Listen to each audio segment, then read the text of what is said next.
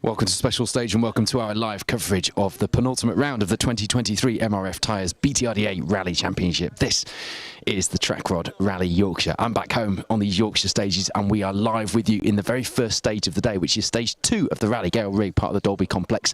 We had that 12-miler last night, stage 1, which was competed on by our BRC crews and the British Historics.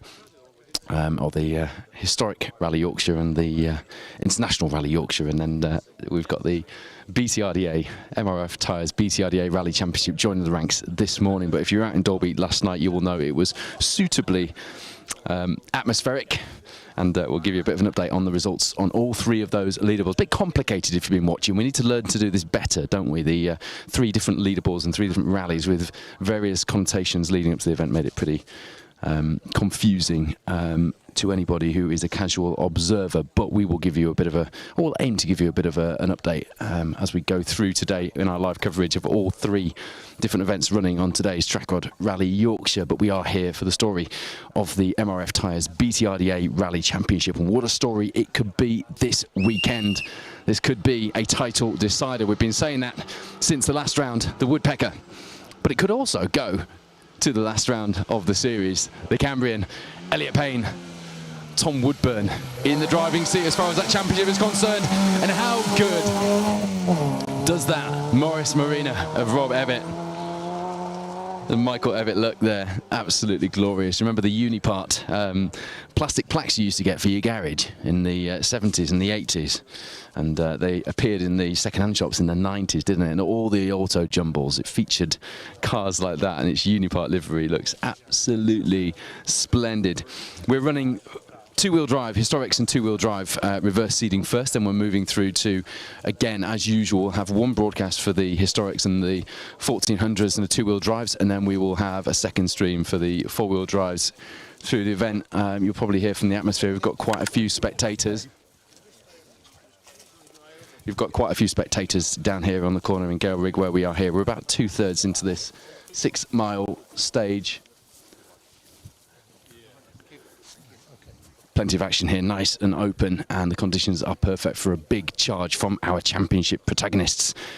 The Fuchs Lubricants Bronze Star 1400 category could get sewn up today as well.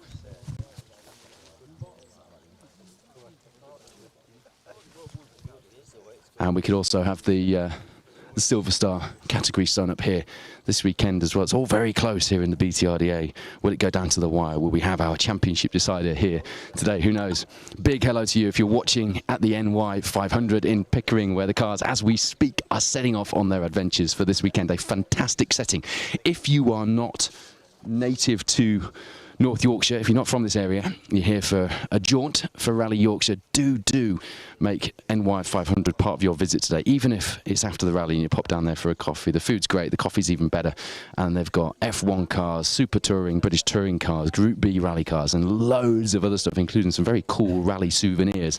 Fancy a Mark II Escort grill, spotlights adorning your garage or even your living room wall if you've got a very understanding wife like I have, then that's the place to be. There are 2 of them down there actually for sale today. Fantastic. Kurt Hodgson, Sam Campbell coming through in their Peugeot 205 GTI. To remind you, this is a reverse seeding of the two-wheel drive field here on round 7 of the MRF Tyres BTRDA Rally Championship. It's Trackrod Rally Yorkshire, and we'll have 2 separate broadcasts from this, the Gail Rig stage, stage 2 of the rally, stage 1 today on day 2 of the rally. Are you keeping up? We've got the BRC here today joining ranks with our BTRDA competitors, as well as the British Historic Rally Championship. It's a bumper entry. It's an all-star cast for what will be, I am sure, a fantastic story here in the Yorkshire forests, a place that has made myths and legends over the years and has got people like me inspired in the sport. What a place this is to go rallying. Alan Young, Ashley Young in their Mark II. You may find that the start list today, the running order, is a little different to what you've got in front of you if you printed off the entry list a few days before. That's because the organisers have had, and it is a headache, they've had the headache of putting together 3 different rallies within the entry. I would argue perhaps the start list we've got today could have been put out a bit earlier and make it a bit more simple for us and for the casual observers and the rally fans. I've been forwarding it around to people stood by the side of the stage today, but there we go. All it means is you've got a whole host of fantastic rally cars, some of the fastest rally drivers in the UK, in the world in fact. We've got world rally drivers with us today. Adrian Former, of course, leading the way in the British Rally Championship. So it's It's going to be a fast day here in Yorkshire, and I'm delighted to say, from our point of view at least, it's going to stay dry. It stayed pretty much dry as well for that 12-miler through Dolby last night for the competitors that did that. Most competitors cleanly through that stage. Welcome to special stage if you're just tuning in. We've got 2 cars on the stage coming into view here. The Peugeot 205 of Eamon Boyle, Guy Gladwin. Good to see Guy back in the rally car, getting caught by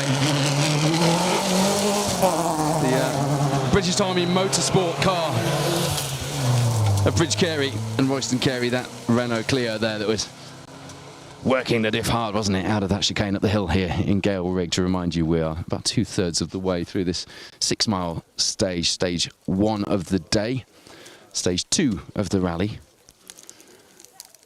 And we are live across special stage social media, the MRF Tyres BTRDA Rally Championship social media. We're also live at the NY 500, the location of the start of today's stages. One of my favourite places that has emerged in recent years in North Yorkshire, a place that I hold very dear to my heart.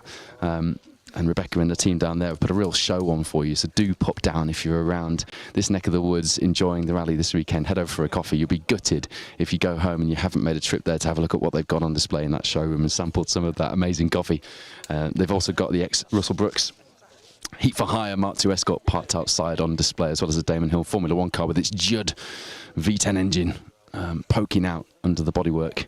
That's a sight to behold. And there's a rapid fit Mondeo Super Touring car in there, and Gary Hewitt's glorious Metro 6R4, still to this day the most exciting car I have ever driven. I even cut my honeymoon short to drive it. Don't remind my wife of that. Hello to you as well if you're watching at The Motorist, another motoring location, another motoring venue in our region, a little bit further west between Leeds and York. Another great venue as well. They've got our live coverage on today for their Ford Day.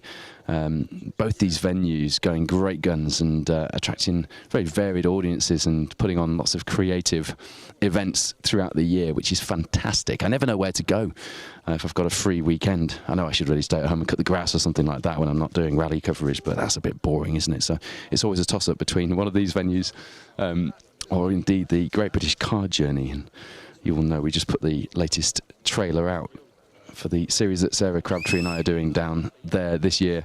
In fact, Sarah Crabtree is at the NY 500 today. I am led to believe. She sent me a message earlier, so if you see crabbers down there, grab a photo and say hello, won't you?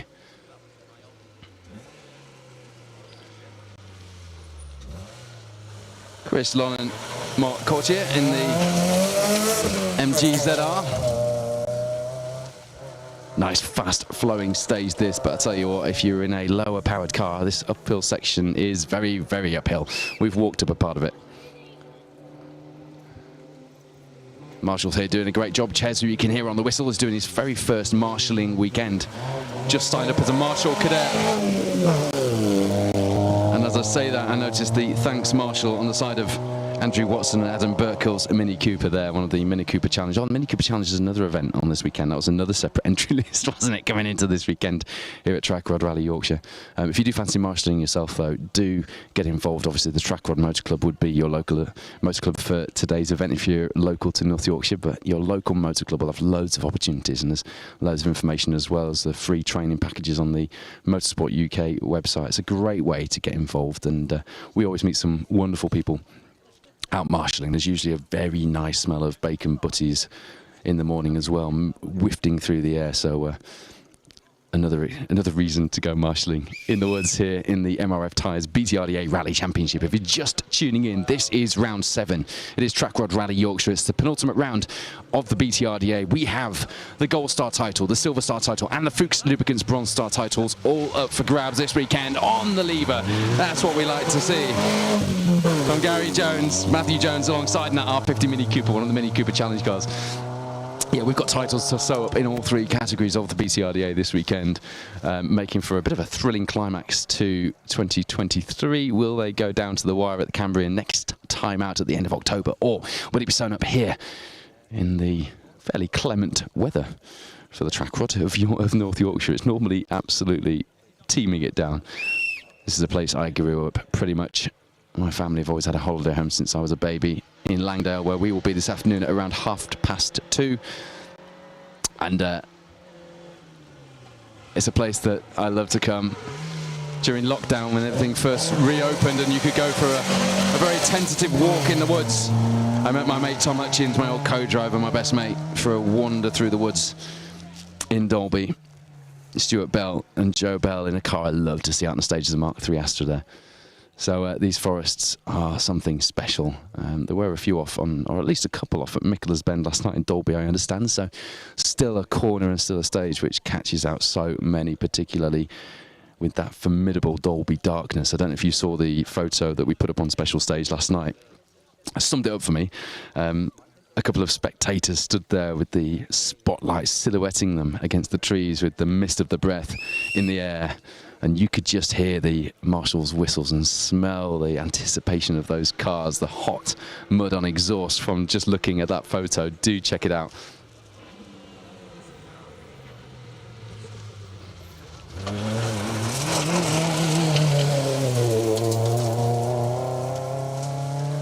Simon Double, Jessica Mitchell, one of our MRF Tyres BTRD8 Rally Championship competitors in their MGs that are. They didn't do the Trackrod Rally Yorkshire last year, so fresh for them on these stages. It is a brilliant rally. I know I'm local and I'm biased, but I always look forward to the Trackrod, and I love the fact we've got a Filey start as well. It's another place that I've grown up enjoying visiting, and it's a great place to have the crowds enjoying the start and the atmosphere of a ceremonial rally start. And a Yorkshire rally starting in East Yorkshire and heading to the North Yorkshire Forest reminds me of the North Humberside stages from when I was younger, and you know, the Mintex and Giles Armitage absolutely throwing it around out there. Josh Rhodes alongside local crew in their Peugeot 205. And, you know, using all the stage. We like that. That's good. There's been plenty of famous drivers over the years on these stages, and they used all the stage as well. One of them I mentioned earlier, Russell Brooks, whose car is on display at the NY 500, where the competing cars are currently going through the start ramp to head out to the stages. The ceremonial start last night was in Filey on the seafront, which is a cracking location, but I think there's very few locations better to start the rally on the Saturday morning than the NY 500. And if you are there, or if you are planning to go, if you've been already, you'll know exactly what I mean. Stunning location. Do get down if you can. We were hoping to be based down there today. I'm gutted not to be enjoying the hospitality of Rebecca and her team. But the logistics didn't quite work out. We did our test of the new style of broadcast format last weekend on the Three Shires stages, and I know plenty of you were enjoying that. And we were hoping to be doing that this weekend. Hasn't quite worked out, but do expect some more of that in the future with the combination of stage end and stage action on our live broadcasts with multi-cameras, in-car live and various other, fairly, I'd say, for this country at least, exclusive content on a live rally broadcast. Looking forward to doing more of that. And a busy old month here at Special Stage. We come straight from the Three Shires to Yorkshire for this penultimate round of the MRF Tyres BTRDA Rally Championship, and we're delighted to be back with you live. Thank you to the NY 500 and also the Motorist Cafe. Sherbet upon helmet for showing the coverage, and welcome to you wherever you're joining us. There's Neil Commons, Bob Draper alongside in their BMW Mini Cooper S. Mini Cooper Challenge guys had a bit of a torrid do through Dalby last night. A couple off, one a fair way down the bank, so I understand. Crew okay though. There's the first of our historic cars. Freddie Camp, Stephen Spear in that glorious Mark 1 bubble arched RS 1600. Quarter bumpers just characteristically tipping up at the inside edge. A Mark 1 Escort through these forests, and sends a spingle through my spine. I might stick with that. Producer Wayne raised an eyebrow. Don't forget, as usual, we will be going live twice per live stage, so you'll have the two-wheel drive field in reverse seeded order. At the head of that field will be the battle for the Fuchs Lubricants 1400 Bronze Star category. Currently in the driving seat, Nigel and Kaz Jenkins, who go on holiday after this round and are desperate after their engine failure at the Woodpecker to sew the championship up this weekend. They may not do that. They've got a whole host of people waiting to pick up the pieces if that doesn't happen, but I think that's the right way to describe that championship battle at this stage of the season in the Bronze Star. But then we've also got the Silver Star at the head of the field as well. Boyd Kershaw, Keegan Reeves, despite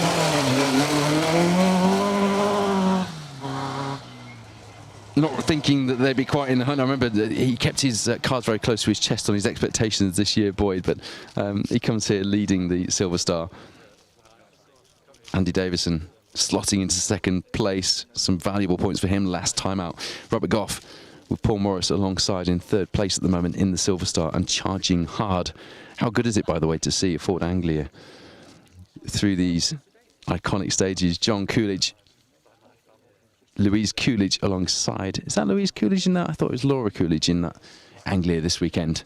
The entry list is showing me that it's Louise. So my notes are wrong on that. Apologies to Louise. Could have just read the entry list, couldn't I?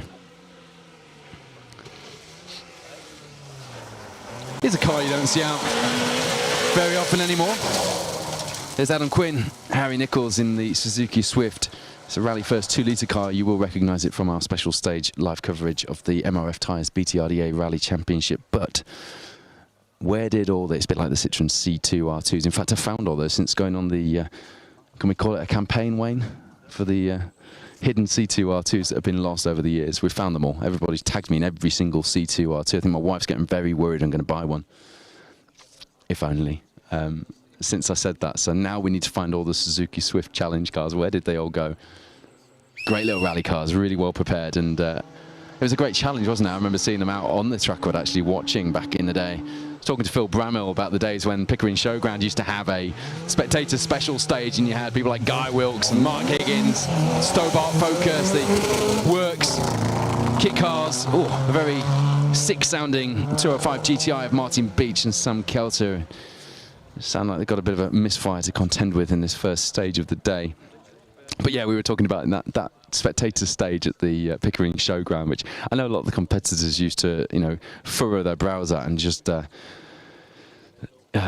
struggle through, because a lot of the front-wheel drive cars just used to spin the wheels up and just hit the rev limiter in first and second gear, and that was pretty much it. But it was great fun. Did enjoy that. Good times. We shared the 2016 special feature we did with Stig Blomqvist. I don't know my words out this morning. It's a very early start this morning, despite it being my local event. In the Chris Birkbeck Opel Ascona, what a sight that was to behold. And I found my media pass from 2016, just gave it to one of our young marshals here. Told him to find himself a Stig Blomqvist model and stick it in the box. There's Philip Lilly and Jonathan Haynes in their H3, H4 Historic Escort. The Historics spread out and mixed in within the rest of the two-wheel drives today, although if you printed off your entry list in advance, if you were really organised, you might be struggling to follow the action a little bit, because we had the separate entry list for the Historic Cup, for the British Rally Championship part of the entry, and also the, as well as the MRF Tyres BTRD, the Mini Cooper Challenge. So I do think as a sport we need to get a little better at this. We need to make things a little more simple in advance. The start list that went out today, even if it was a little bit wrong, if it was put out 2 days prior, would have been just fine. That would have helped. I think a lot of people confused about the running order, but there we go. We live and learn. But we've got a start list in front of us. We've got various notes spread around the various entry lists in front of us as well. Just to give you a bit of a look at things, we'll touch on the British Rally Championship, which of course has a title fight unfolding as well at this stage in the season. Adrian Formeau, Alexandria Correa, the M Sport Works pair in that Ford Fiesta Rally 2, were leading the way by only a second or so from Gary Pearson. Daniel Barrett, of course, former BTRDA Rally champion a couple of years ago here in this series, now pushing hard for what will be a tremendous result if he manages to keep that pace up today. And then in third place was Stephen Petch, Michael Wilkinson, another former BTRDA Rally champion. You love to see it. There's the Wesley Guilford, Julia Perry Mini Cooper. Julia out with us last weekend on the Three Shires as well in the co-driver seat.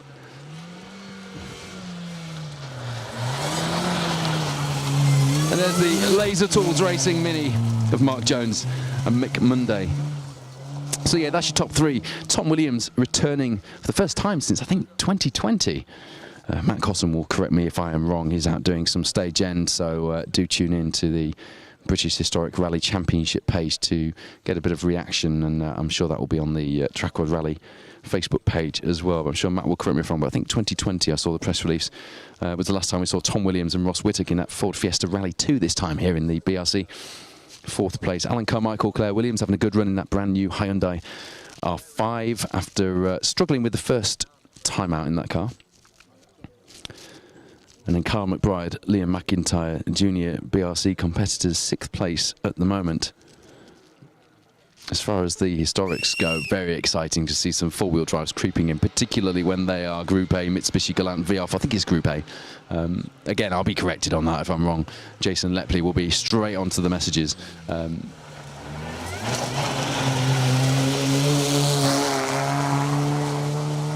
There's John Clayton and Christian Brown in their Mini. But yeah, great to see George Lepley and Dale Bowen out in that Mitsubishi Galant. And, you know, only 4.5 seconds ahead of Seb Perez. Gary McElhaney in the Porsche 911 RS. It was rumoured to be a Lancia Stratus, wasn't it? And that would have been some sight to behold. Mind you, Seb Perez in anything is pretty exciting, but Porsche 911 will take that, won't we? Second place at the moment in historic. Stefan Stoof, Di Roberts, the Belgian, with a very experienced co-driver in with him this weekend in the Escort RS 1600 in third place, just 1.8 behind Perez. Matthew Robinson's back on his local stages with Sam Collis alongside, freshly married and still allowed to come out rallying. Fair play, Julie. 0.1 of a second behind Stefan. And what a sight that is. Terry Cree, Richard Shaw's in their historic Mini Cooper S. Another sight you love to see, and stage is perfect for a Mini. We drove through a couple of them to get to our location today, and in very nice condition. So yeah, nice and close in the historics as well.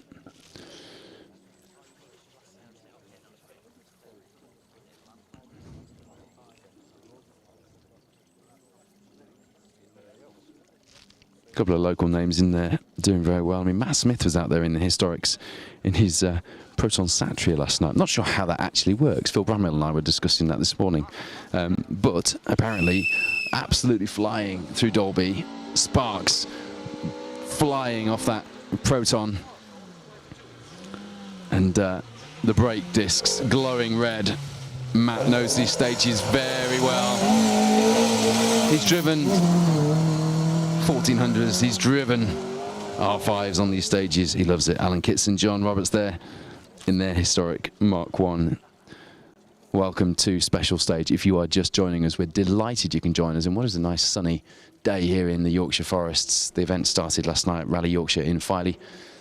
Headed to Dolby for a 12-miler. This is a 6-mile blast through the back, no, it's the north, isn't it, of the Dolby complex. This is Gail Rig, the first stage of the day, the second stage of the rally as far as the BRC and the British Historic Rally Championship competitors are concerned. But it is the first stage of the day for our BTRDA competitors. Roger Mark Fowler, Malcolm Johnson, Mick Johnson, really, isn't it, in their Mark II, 2/3 of the way into this stage. Nice open flowing stage this. They're fast stages and they are formidable and iconic, and all of the other words that you could use to describe stages which have housed and framed some of the biggest stories this sport has ever seen. The big names have all been here. Stig Blomqvist was here in 2016. Roger Clark, Michel Mouton, Harry Vatanen, you name them, they've all been here. A formidable part of the world for rally drivers, and a great place to be bringing this exciting title battle for the 2023 MRF Tyres BTRDA Rally Championship. We're fast heading towards some of the protagonists in those categories doing battle this weekend for the various titles, but the overall battle is between those four protagonists. But after last time out at the Woodpecker, things have closed up a little bit, and really being really honest, despite mathematical possibilities, let's be realistic, it is between 2 men. Or 4 men, let's count the co-drivers, shall we? Elliot Payne, Tom Woodburn, Aaron Newby, Jamie Edwards, they will be doing battle today for the BTRDA rally title. And we'll talk you through the various permutations very shortly.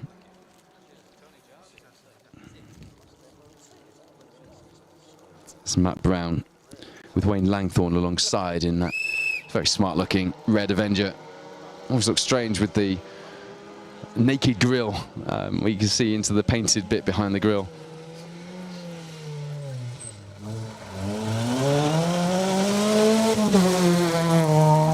Ollie looking, Sam looking in their B11 Fiesta ST. Laser lamps still installed on the bonnet. It's going to be a long day for anyone who needs spot lamps today, because the very final stage through Langdale starts at 2:30, and we expect it to finish at around 5:30. There's about 3 hours of cars through this entry today on Trackrod Rally Yorkshire. It's a capacity entry, great for the Trackrod Motor Club, and a tribute to the hard work that goes into this. 166 confirmed entries going into this weekend, 12 reserves, 4 different rallies effectively in one. Generally, the entries for gravel rallies have reduced a little bit recently. This is a real boost. The MRF Tyres BTRDA Rally Championship has seen a real upward trend in its competitors this season. It's the only rally this year, the Trackrod, to include rounds of the British Historic Rally Championship, the British Rally Championship, the Bowler Defender Challenge, the Mini Rally Challenge, and the BTRDA Rally Championship.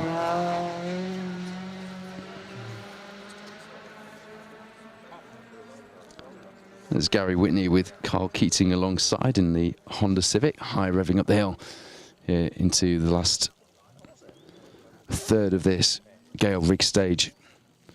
There's a bizarre phenomenon here. I know it's not very good radio, this is it, but it's warm. We've got the sun out here, and we've still got dragon breath in the cold air here in the Yorkshire forests.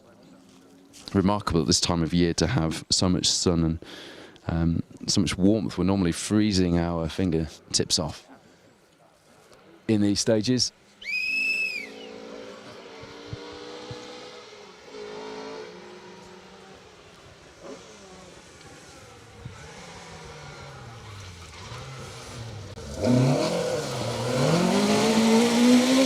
Keith Stones, Chris Walker.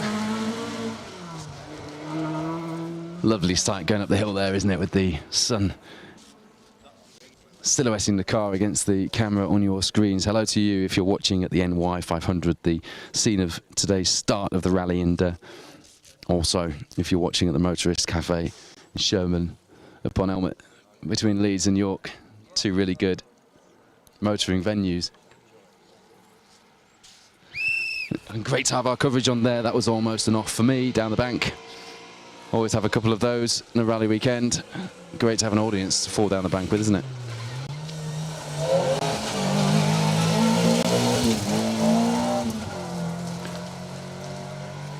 Edward Wayne, Noel Murphy alongside in their 1400 CMGZR. Didn't sound like a 1400C. It sounds a raucous thing, that. One of our MRF Tyres BTRDA Rally Championship competitors. Another crew who didn't do Trackrod Rally Yorkshire last year. If you remember, this rally last year was the scene of that big historic battle, both in the BTRDA and in the historics. Matt Edwards, Hamish Campbell came out on top in the Fiat 131. Simon Webster, Alan Cook, former BHRC champions, were second, and Ben Friend and Cliff Simmons, again former champions, were third in that fight. One of those out with us this weekend, Ben Friend and Cliffy Simmons. Cliffy Simmons was dressed in a suit with a tie last night before the start. I kind of hope he's in the rally car like that today. There's Tom Constantine, Dan Evans. I'm not sure the scrutineers would like that, though. The MG3 trophy hasn't really taken off as I thought it would, and definitely as it deserves to, has it?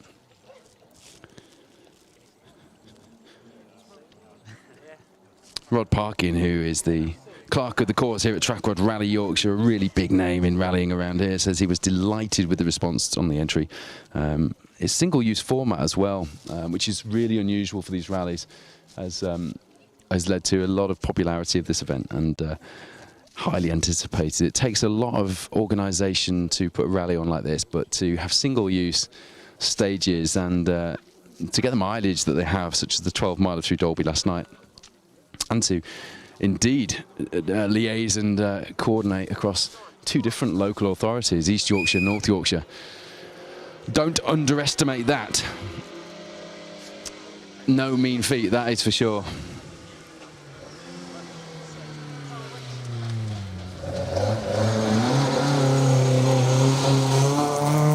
Mike Stainthorpe and Martin Cockerell through in their escort. If you're just joining us, just a reminder, we'll have 2 live broadcasts per stage. We're going to be live with you right the way through the entry here in the first stage of the day, which is Gail Rig. It's a 6-mile blast through the north of the Dalby Forest complex here.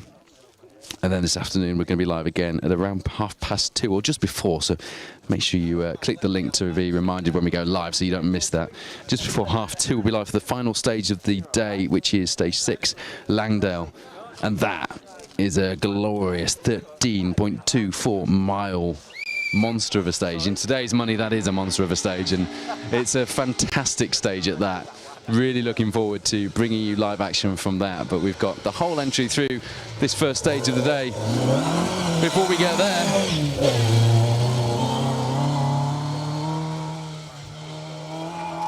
there's Paul Holmes with Elizabeth Beasley alongside in that RS2000. You can just see the sun bursting through the trees here in Gail Rig on your cameras, on your screens. The camera just picking up the cars coming up the hill. Deceptive if you've not been here, how big that climb is into the chicane. And then if you're in a low-powered or a front-wheel drive car, you've got to throw the car around and try and keep your momentum up the hill after you come through that chicane.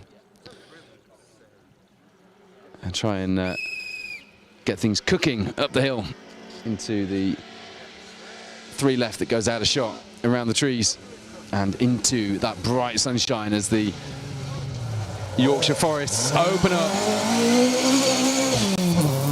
Nicely done there from Hugo McMillan. Arthur McMillan alongside the RS 1600, barking the rear tyres, scrabbling around that chicane and kicking up the gravel here. Stage is in very good condition. Single-use stages means that people like Terry Cree and that Mini Cooper S can be confident that they will get around without any damage that they might expect from some gravel rallies with the inevitable, I've got to say, double usage you get with most events. And that's not a criticism, that is a necessity in most cases, so it always attracts a few different entries. Look out for Tony Jardine. We'll see him soon in the Chrysler Avenger with Alexander Proctor alongside. They are running this weekend. I mean, you might have seen this on the RAC last year with Tony Jardine, but he's big on his sustainable rallying and using sustainable fuels, and that is the future if you ask me. I think Rishi's finally caught on to that as well, hasn't he? Of course, the MP for this local area, funnily enough. Oh, it's Richmond, isn't he? Close enough. He's knocking it back 5 years, hoping, as we all are, that sustainable fuels will catch up. Just listen to that. Ian Jemison, Dean Kellett in that Boxster. I remember way back in the, well, it would have been the early to mid 2000s when Ian first brought that Boxster out to get scrutineered. And he brought it down here to the Trackrod for scrutineering to get its logbook. And I saw that thing sat in the back of a trailer. I thought, surely no one's going to rally a Porsche Boxster. Tom Hutchins, I was talking about you earlier when you were obviously driving on your way here. Remember lockdown when everything was really depressing and we were all having a really rough time of it, and you and I came and walked some of the Dalby rally stage. It means a lot, these forests, doesn't it, to you and I, but to a lot of other people as well. Yeah, we did quite a lot of Sterndale, didn't we? Yeah, it does. It's such a picturesque place. Obviously, it's not quite as peaceful and quiet today as it normally is, but yeah, it's a lovely place to get out and visit. We like the sound of rally cars. The hills are alive here in Yorkshire with the sound of rally cars. I'll get some input from Tom, because he's a man who's been inside, very recently inside a car on these stages, and knows these stages really well. He's a rally encyclopedia, always has been. Will Armitage, Jeremy Pole, two of our BTRDA Rally First competitors there in that 205. Tom, was it last year you were out on this rally? Long ago, or a year before, wasn't it? I can't remember the last time I've done this. I think I've missed the last two, and then did we have one in 2020? Can't even remember. We've done a Walton though more recently, haven't you? Yeah, the last event I did was the Raponian actually, which did use this forest back in February. So it's a slightly different route. Here's a car we've been looking forward to see, a Sierra Codsworth through a Yorkshire rally, through any rally stage, but this is Glyn Lyons and Joe Patterson in their Sierra Sapphire Codsworth. Popping and banging of that 90s anti-lag. Tom Hutchings, that is shades of the 90s. It's shades of Colin McRae. It is, shades of the 80s. It is, isn't it, with the white and the shell on it and stuff like that. But yeah, probably a two-wheel drive on that, I guess. Looked like he was struggling to get the power down. It's actually quite deceptive. You'll know from having been in the car up here, that's quite a climb, especially if you're, say, in a two-wheel drive car and you've got to then slow down for the chicane. That chicane's really annoying you if you're in a two-wheel drive, isn't it? Yeah, you just want to keep your momentum going. It'd be quite tricky to see, because it's sort of on the crest of a hill, really. It'd be quite tricky to sort of judge the distance from the bales to the sort of the exit of the corner. Giles Armitage judged it perfectly. You just missed him in his 205, chucked it towards the bank here and almost got it wet. That's the thing, when it drops over the camber, it can just carry you away. If you are just tuned in, that is the voice of Tom Hutchings, a very well-known rally co-driver, and indeed rally driver, and co-driver for me when I used to go rallying all those years ago. There is Mummy's Little Squirt, Luke Watts, Mark Twynham alongside. Luke challenged me to do my best to get Mark Twynham's name, famously in BTR. Oh, smells of clutch, that, I don't know, and brakes, nice. Famously in BTRDA circles, at least. I spent probably 12, 13 years calling him Twynham or something else and getting his name wrong, and he left it all that time before telling me that I got his name wrong. Don't do that. Tell me sooner than 12 years, won't you? So I've been coming up with different ways of saying Mark Twynham's name. So far, Twin Army is actually my favourite. I like that one. So Luke Watts was out co-driving with Ryan Taylor in that little classic Mini on the Three Shires last weekend, along with his mum, Kaz Jenkins. He loves it when I follow talking about him with his mum. But she was in at last minute. There's a few people at last minute actually jumping into the entry today. Jumping in the co-driver's seat. But she's co-driving today and looking to seal that Fuchs Lubricants 1400 Bronze Star title here in the BTRDA as well. There we go, that's what Tom was talking about. That's the way to do it. Get it chucked out towards the bank. Very nicely done by Ray Barnes. And Eula Budniska in the Lotus Sunbeam. That's how to do it, Tom. You were out with Ken Sturdy last time on the Raponian? Yeah, that was it, yeah. Out with 18th overall last night through Dolby. Not bad? Yeah, had a really good run. Had a good time. I say not bad, that sounds awful. Really good. Doing a bit of an injustice, that. I thought the times were really interesting last night. There was a bit of a quite mixed up sort of order from the front running historics, I thought. What are your thoughts on the four-wheel drive thing? George Lepley, to have that Galant VR4 out, I think is fantastic. He, along with us, would love more four-wheel drives out, but not miles away from the leading two-wheel drives. I think they do need to bring the historic rules sort of slightly further forward, if you like, to try and get more cars like that out, I think. And like, fair play to George, because that has got small brakes on that car. You know, it may be quick, but it's pulling it up at the end of the straight. So they were very red last night, those small brakes. Yeah, I can imagine. Is it Group A spec or Group N? Big Group A, that, I think. Didn't quite sound like full. It must have had it turned down a little bit. Didn't. Last time I saw it on the Woodpecker. Whoa. Keep it on the limiter. Why not? Keith Bounds, Kevin Watkins, one of our BMW Mini Cooper Challenge competitors this weekend. So, when you were out last time, Tom, on this stage, you didn't have weather like this, did you? No, I think we had fog. I think by the time we were coming through here, yeah, it was quite thick, quite interesting in some places. You were quite very limited with your visibility, really, which does obviously make it more challenging. what rally we were talking about the other day on, and you sent me the and I looked it up. It was Banner, wasn't it? Through was it not the Mintex? It was the Vale of York stages. It was the York National 1991. Because at the NY 500, where they're showing our coverage live today, and they've got the start and the cars coming over the start of the ramp right now. They've got a load of rally memorabilia and souvenirs, and one of them is the 1980? It was 1990 who showed me, I think. Right. The road book. We looked at his YouTube footage up, and fair play that we've got that footage to look back on from those years from Steve Bannister. But it was, it was pretty good. Jacob Neal, Russell Thompson there, pushing on actually, and taking a nice knee line, but managing to keep the momentum somehow through that chicane. Yeah, he's just doing it with no pace notes in those days. I think they were just on tulips, weren't they? So his navigator's just got the junctions in front of him. But yeah, it's pretty impressive, his commitment, especially off the start of the first stage. I must admit, I didn't go to the first stage last night with us covering the BTRDA, but seeing some of the photos from Dalby last night, as you see Guy Butler and Florence Butler through in their BMW Mini. Looking last night at some of the photos, Paul Hudson put a picture of their Mark II with its huge Light Force lights on the front, with its 4 Sibbies underneath in yellow to match the car. Who else did I see posting? Oh, I had to laugh at Jamie Forrest. I mean, mostly you get back to the service area, and if you're lucky, one of the service crew will hand you a tinny while they check the car, and you get your race suit off. But they had like actual glasses, Stella Artois glass and Guinness glass. They've got actual glasses to match the beer in the service area. I know that we should be talking about the rally cars, but I'm impressed by that. That's dedication, isn't it?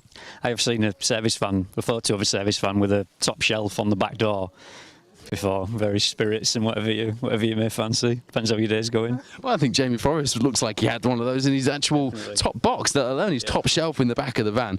But Jamie's saying that it was mint, bit of work to do on Paul's car. But back out tomorrow after that 12-miler through Dalby last night. Dan Petrie had a last-minute phone call. One of the people I mentioned who had a last-minute phone call sitting with Gareth James. Quite a few people, as I say, having those last-minute call-ups. Philip Rowland now as Miles Cartwright, and Phil Woodcock caught COVID. Can't risk giving it to Rowland for health reasons, so fair play and get well soon, Phil. Sad to see that you've had to sit that one up, but Miles Cartwright is from Staxton, just up the road from here. So no excuses, lots of local knowledge is in that car today. George Clark, Stephen Moyes is through there. I have struggled with the entry list not matching the start list. It's been a bit of a nightmare getting things sorted for this weekend. I've said if we don't do ourselves any favours sometimes as a sport, fair play to the organisers, difficult job. You've got 4 rallies to cram in, but the start list that they put out today, an attempt at least at that on the website for spectators would have been a start, I think. It's just one of those things we have to try and make a little bit more accessible. It's the numbering, isn't it? The performance of the cars, obviously that's all seeded very well. But yeah, the numbering, how the cars are numbered doesn't help when you've maybe got car 59 behind 300 and something. Let's take a start list out. Even at first crack at it, you know, that wouldn't have changed too much between 3 days ago and this morning. They don't know roughly where the cars were starting, at least in groups. But there we go. We'll stop saying that, shall we? But we always need to learn on these things, and I think getting people who are casual observers into more detailed observers in this sport is really important. And take nothing away from the organisers, as Tom says, the seeding is the hardest job, and that looks to have been done absolutely brilliantly. Paul and John Turton in their MGZR. We're heading towards the big championship battles here in the MRF Tyres BTRDA Rally Championship. All three of the Gold Star, the Silver Star and the Fuchs Lubricants Bronze Star to be sewn up either this weekend or next weekend at the Cambrian. Who would your money be on for the Gold Star, Tom? It's a tight one, isn't it? It's a tight. I honestly don't know. It's actually tighter than I think anticipated it being. As you see Nigel Burley and Dave Cato through nicely sideways in their Escort. It's tighter than I thought it would be, because Elliot Payne has been such a benchmark since getting into that Rally 2 Fiesta and taking the title as the youngest ever. Talking the youngest ever, we had a 16-year-old co-driver through a few minutes ago in one of those cars, in car 361. Russell Thompson which is fantastic. Good to see young co-drivers. I forgot to mention that as the car came through, so I want to get that in. It's great to see people getting out, and we've got a young marshal behind us, Cheza, we'll speak to later. We'll see if he wants to have a chat with us, because he's on doing his first rally as a marshal, as a cadet. He's got his whistle, as you can hear. He's going to deafen me by the end of today. He's kind enough to say, it's all right, I'll stand further away from you, but he's got a more important job than either of us has, Tom. But it's closer than I thought it would be, because Elliot has been a real benchmark, hasn't he? He really has. He's really sort of set the pace on both surfaces, to be fair, for the last good few years now. But obviously Matthew Hurst is also an excellent driver, so it's going to be a very tight fight. It's Roger Nevitt, Ben Wild, one of our R2 rally competitors here in the MRF Tyres BCRDA Rally Championship. Yeah, I mean, Matthew Hurst and Declan Deere last year was almost their year. They were right in the fight this year, yet again, but they have dropped back in that fight. A gutting, disappointing blow for them with the engine failing at Scrutineering at the Woodpecker. I can't imagine anything more frustrating. I've had an engine fail less than a mile into the first stage, but at least I got to sit in the car on the start line. I know, it's so difficult, because obviously you've spent all your money effectively that you're going to spend on the event to get there. You bought all your tyres and your fuel's ordered and everything. You just, yeah, it's so close and yet so far.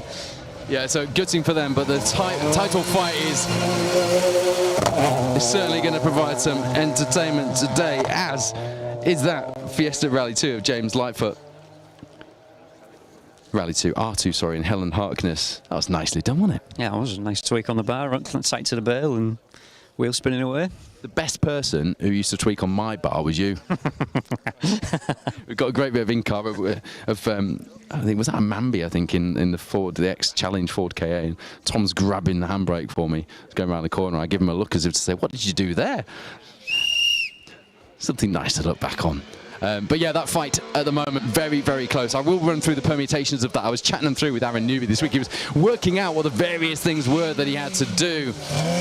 Here's a pair who have been absolutely on it this year. Chris Greenall, James Greenall, still in a very outside chance of fighting for the Fuchs Lubricants Bronze Star as well, actually, this year. But it all depends on what happens to that much brighter and slightly faster Green Nova of Nigel and Kaz Jenkins with its brand new rebuilt engine for this weekend. Another engine failure last weekend, but Kaz devastated about the retirement last weekend, but they're going on holiday after this one. Should be even more devastated if it goes to the final round, because they really want to get that championship sewn up so they can enjoy some bubbly on the plane as Fuchs Lubricants Bronze Star champions, I am sure. But there are a few people, and again, we'll run through those as we get to them. There's one of them, Chris and James Greenall in the white and red Nova, who could just change that leaderboard and how things look at the end of the season around. So yeah, I was talking to Aaron Newby, who was desperately working through the maths. And that's not an easy thing to do with drop scores taken into account. It always makes it a little difficult. But if Newby wins the next two, and Elliot is second, Newby wins the title by 2 points. Matthew Hurst, Declan Deere would need to finish ahead of both of those guys. As you see, Aaron Ricks and Abby Haycock, nicely done in that little escort. Yeah, so Newby would have to win the next two. Elliot second to win by 2 points. Matthew Hurst, Declan Deere would need, I think, at least one retirement apiece from those two, look, from what I did. But I'm sure Declan will give me a wry smile and correct me when I see him later on today if I'm wrong on that. And in fact, if the title goes to the next round, that'll be exciting. You'll get some raw emotion, because Gemma Deere, who is Declan's other half, is my fellow special stage presenter, and she will be presenting the live coverage, Gemma, with you in Llandudno for the Cambrian. So that'll be interesting if she's coupling being emotionally invested in the event with Matthew and Declan out fighting for the title and bringing you the live coverage. But she's a consummate professional and in her day job works on Sky Television, so I'm sure she will have all of the tools at her disposal to manage those two challenges effortlessly, as she always does.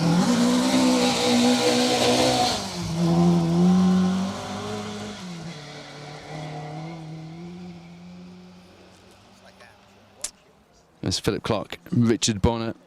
Nice looking Mark II that. If you haven't been to the NY500 yet today, you need to, because they've got the ex-Russell Brooks Heat for Hire car parked outside. We did see it from a distance. We did pop in there this morning, but we didn't actually go for a look at it. But yes, it does look absolutely stunning. Parts up against the door. I said to Rebecca Ryder, she was busy getting everything ready in the cafe. I said, "You do realise you've got Russell Brooks, you've got Rally Royalty parked outside there?" And she was like, "Have we?" Showed her the picture, and she said, "Oh yeah, that. We've seen that already." They have such cool cars in the showroom there. Yeah, again, didn't get that far in, unfortunately. No, it looked busy though. There was a massive queue outside. You would have at least seen the minis on the roof. Can't say noticed them. Looking at the. Oh my goodness me! Anyone at the NY 500 watching the coverage now have walked past the Italian job minis on the roof, and walked past the cars parked up outside will be shaking their head and tutting at you. And Stuart and Linda Carris there in their Ford Escort Sport. I do like it when someone's got a very, a more unusual model of Escort and they actually write it on the entry list rather than just putting Ford Escort. I like that. Yeah, excellent. And Stuart's had that car for quite a long time, I think. He's had some quite good success with it. Yeah. And they really pedal it very, very well indeed. It's one of those, there's certain names of crews that roll off your tongue when you've been doing this as long as we have here at Special Stage, and Stuart and Linda's is one of those. So yeah, that's the permutations as far as the Gold Star title is concerned. Boyd Kershaw, Keegan Reeves have a very slim lead in the Silver Star. But Andy Davidson is hot on the heels in second in the Sunbeam VXR, and third place, and gutted about, well actually I say gutted, he just didn't want to talk about it. Paul Morris, the Pro Tyre Motorsport UK Asphalt Rally Championship coordinator and a very well-heeled rally co-driver, in with Robert Goff, did not want to talk about their retirement on that first stage of the day last time out on the Woodpecker. A double puncture causing their retirement.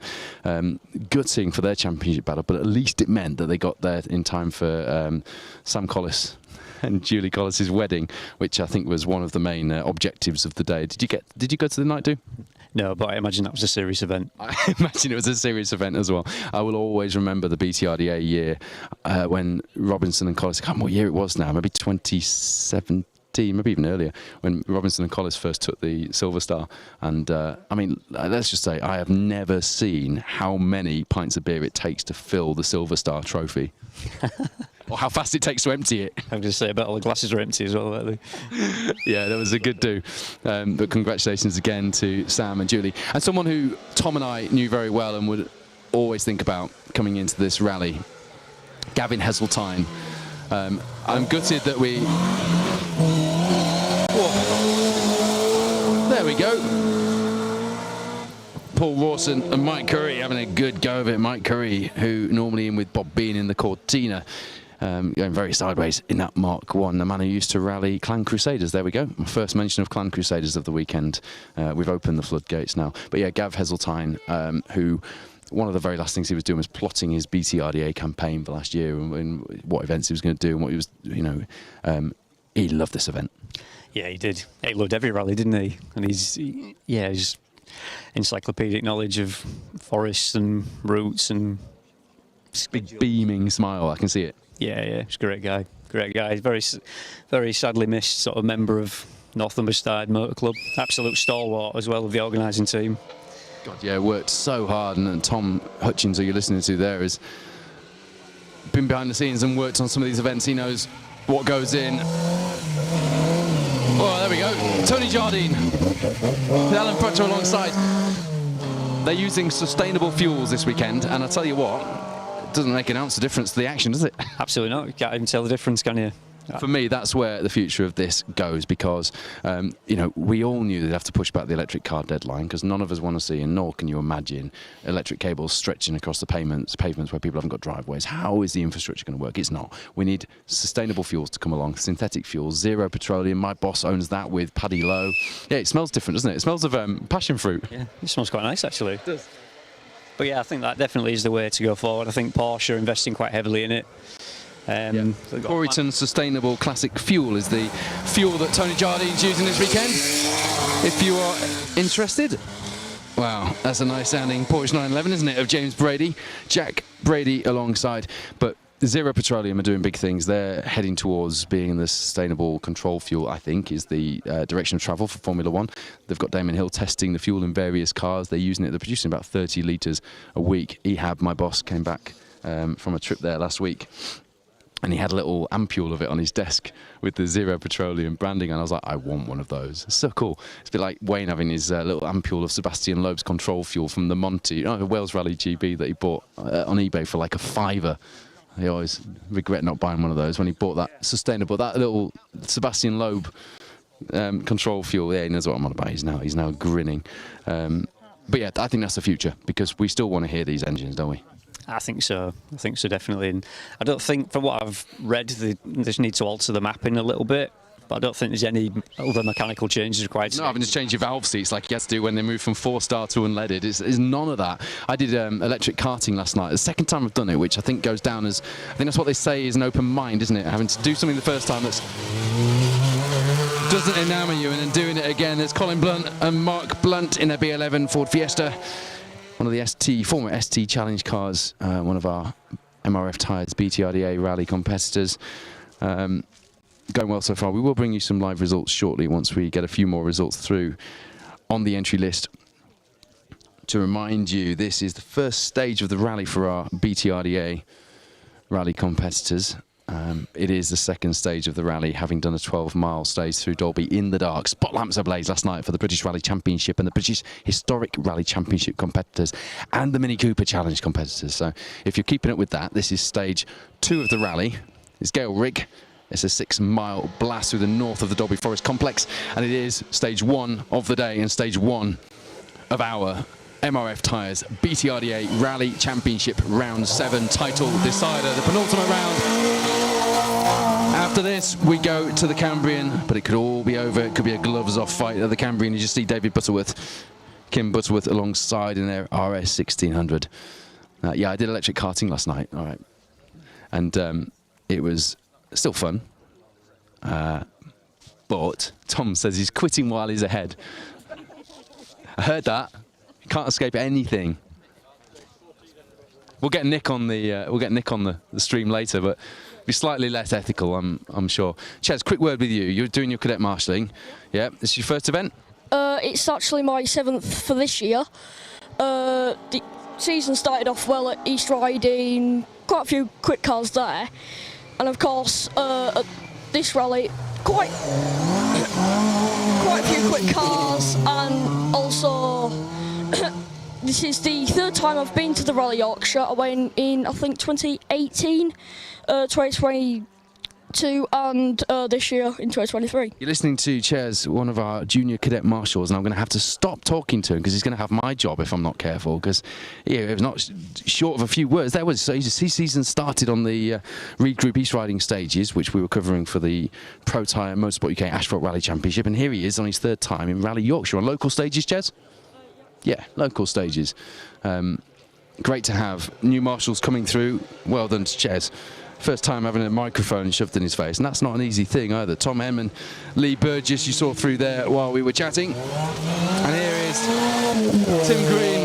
Jordan joins alongside. You heard Tom Hutchins saying, having done this stage as part of the Raponian back in February, how difficult it is to keep your momentum going up here when you've got a chicane cutting the corner off and effectively turning it into near on a hairpin, and you can't quite see how deep you can go the other side. But there's an example of keeping your momentum up using the diff. You see the car scrabbling towards the edge, and there's a little bit of a it's not really a rut, is it, but a little bit of a build up at the side of the stage now, which will help anybody who does go a little bit wide from delving into the undergrowth too quickly.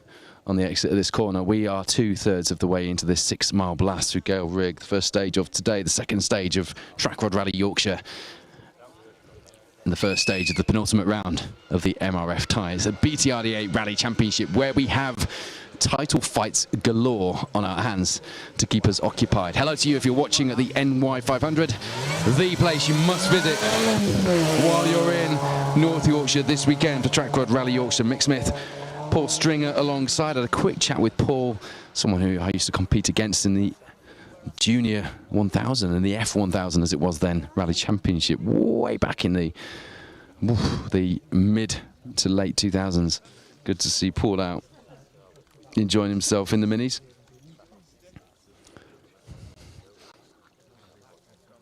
But But yeah, do visit the NY500, the start location for today's event. So the competitors, as we speak, are setting off from there and heading out for their adventures, heading straight here to Gail Rig to the north of the Dolby Forest complex. Mason just getting attacked by spiders while we're talking. But a great place to visit. Don't miss it. If you fancy topping your rally weekend off with some Formula One, Group B rally and Super Tourer BTCC cars, as well as a whole host of other things, motorbikes and other cool stuff, that is the place to be this weekend. Sarah Crabtree's down there this morning as well. A legend in these parts. She's from, or she lives in Thornton Dale. So local event for her, and we all know she loves her classic cars. So she'll be ogling those classic cars, so you can go down and take your picture with Crabbers this weekend as well if you're down at the NY 500. Don't leave and wish you'd visited. Just pop in. Coffee's great.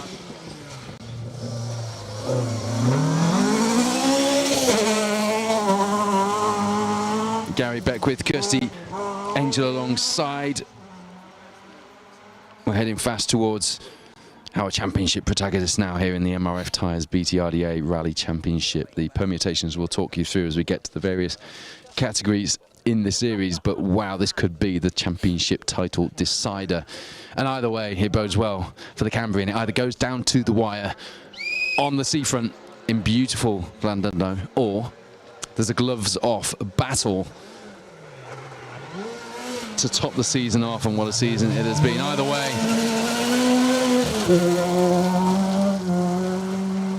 as you see Scott Renshaw and Terry Wilson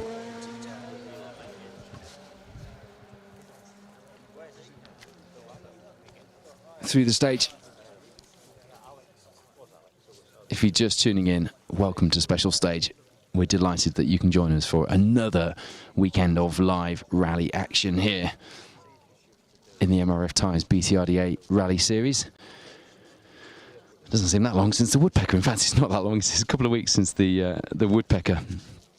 And that really opened things up as far as the championship fights were concerned. Nigel and Kaz Jenkins, who pretty much had everything their own way at the front of the Fuchs Lubricants 1400 field, had their title hopes not thrown into disarray. That will be over dramatising it somewhat, but certainly they were hoping to sew things up, and it has just allowed a few more points on the board for their competitors, meaning things are a little closer than they were going into the sixth round.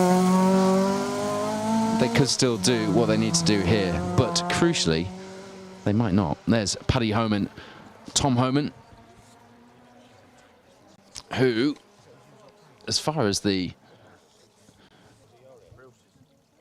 1400 S-Class is concerned, have been formidable this year. Retford pair in that Gallant Racekeeper Ford Puma. They were fourth in the Fuchs Lubricants Bronze Star on last year's Trackrod Rally Yorkshire, 38th on the overall leaderboard. We'll start to give you some times as we start to get some of our championship challenges through this first stage of the day. No times from last night's Dolby stage for our BTRDA rally competitors. This is the first stage of the rally as far as they are concerned. This is where it all matters, with titles to decide, possibly, here on the hallowed gravel of Yorkshire. Ian Hildreth, Sarah Wetton, firing at 25. Mark 2 Escort towards the undergrowth here. Nicely done.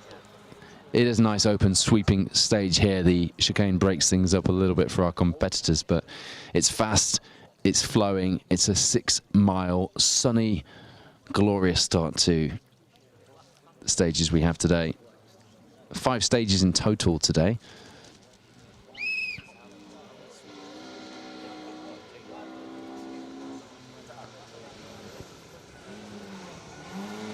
.45 stage miles the total today, with 98 road miles around the Yorkshire coast.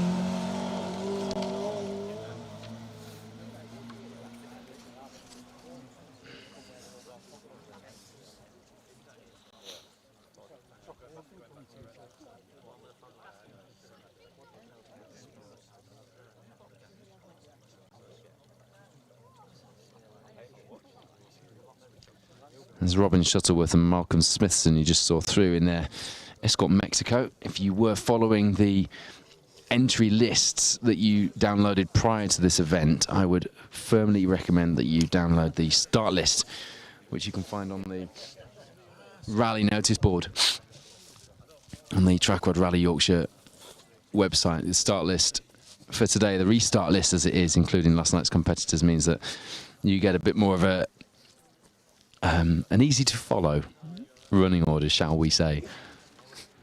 Just been sent a really good photo by Reese Barrett of last night's Dolby stage. Can't quite see whose escort that is, but there's light trails galore. Do like the atmosphere of a good night stage through Dolby.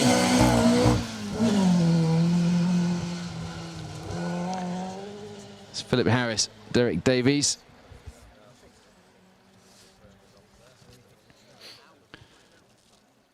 If you go to BTRDA Rally, it's a long time. It's 2 weeks since we last had these results up, wasn't it? But let's get the BTRDA Rally results up. You can go to btrdarallyresults.co.uk.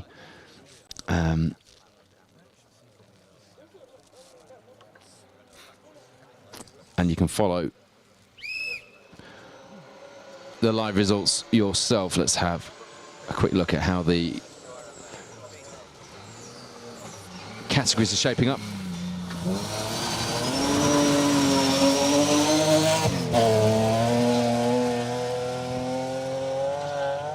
Philip Rowland there with Miles Cartwright alongside Philip Woodcock. I mentioned earlier, ill with COVID this weekend, not wanting to pass that on to his driver. So Miles Cartwright, local man, lives in Staxton, has done this rally many a time.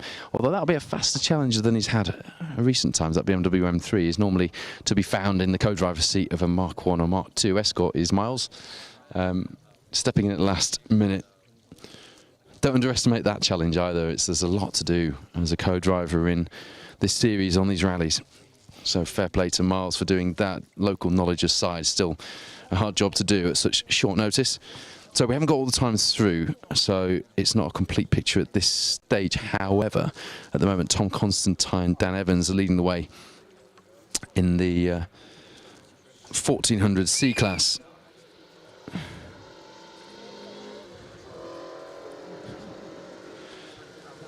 Yeah, we have only got a few co-drivers through, sorry, a few drivers through. Graham Hay, Harry Bates through in the British Airways Mark II. I mentioned Clan Crusaders earlier. Carrie's dad, Bill Bates, was very well known for rallying a Clan Crusader as well. So not only Mike Curry, also Carrie out here flying the Clan Crusader flag in a roundabout way. There we are, 2 mentions of Clan Crusaders. Someone actually came up to us on the Three Shires last weekend and said, I love you talking about Clan Crusaders on the special stage live stream. So basically that's validated it for me. I can turn it into the special stage live coverage in association with the Clan Motor Company live coverage. If you're just tuning in, I'm waffling. I'm Paul Woodford. It's good to be joined by you this weekend. It's Trackrod Rally Yorkshire, round 7 of the MRF Ties BTRDA Rally Championship. And there is a man who still has, or there are 2 men who still have a chance of altering the leaderboard as far as the Fuchs Lubricants Bronze Start category is concerned. Ashley Francis Adams, Tudor Jenkins didn't do the rally here. No, they didn't do. They didn't do the rally here last season, but they've gone well so far this year in that 1400C micro. And despite Nigel and Kaz Jenkins in the NJ Auto Repairs, a company that's been very busy getting that engine sorted, ready for this weekend after their woodpecker disaster. Despite them seemingly having it all their own way, we have had a couple of times where they've been challenged, haven't we? 4 overall victories and 1 second place for the Jenkins. 1 strong finish here. They don't even need to win. It pretty much is an in-the-bag job for them.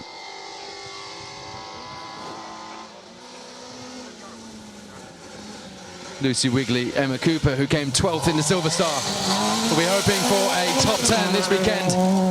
Lucy really fighting with the C2 R2, and nice line through that top left-hander there, just hooking the car into the inside of the stage there, and the diff doing the rest.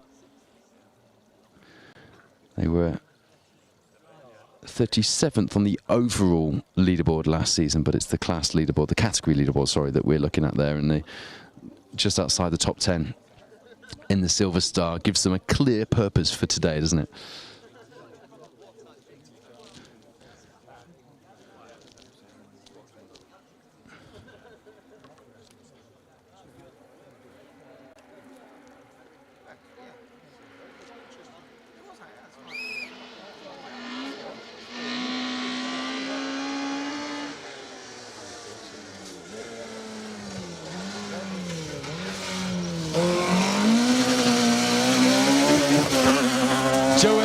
Ladies and gentlemen, is back. Richard Wise alongside. I was talking to Richard this week. Joe hoping to be back in the BTRDA last season, former Rally First champion, and you may remember those years, an emphatic one at that. He'll be a very fast man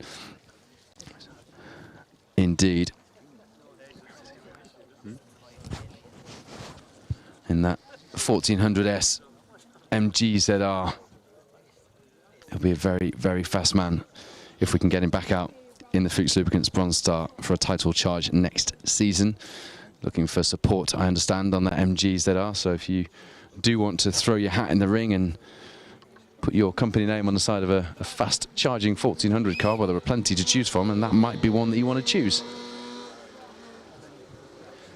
Talking of hard charging 1400S cars, we saw how well he went in Rally First, but Lewis Hooper and Rhys Edwards have even got time coming through there on the limiter to stick their thumbs up to the cameras in that Hooper Sport Micra. They were third overall in the Fuchs Lubricants Bronze Star category on last year's Trackrod Rally Yorkshire. It helped them seal that pretty convincing and dominant performance in the Rally First category, and here they are with a distinct chance of affecting the overall leaderboard as far as the Bronze Star is concerned in 2023. Still in with a shout, but as I say, at the moment, Nigel and Kaz Jenkins have, well, they've strung together a pretty strong campaign, I think you could say. Great to see Dave Brick out at the Woodpecker, by the way, and to see, although both he and Nigel retired early on in the rally, to see them just a second or so apart was all we needed to know to validate the pace. Not that we needed to do that in this year's Bronze Star Championship. Steve Allman-Smith, Peter Scott alongside in the RS 1600. Peter, someone who knows these stages fairly well from his endeavours over the years.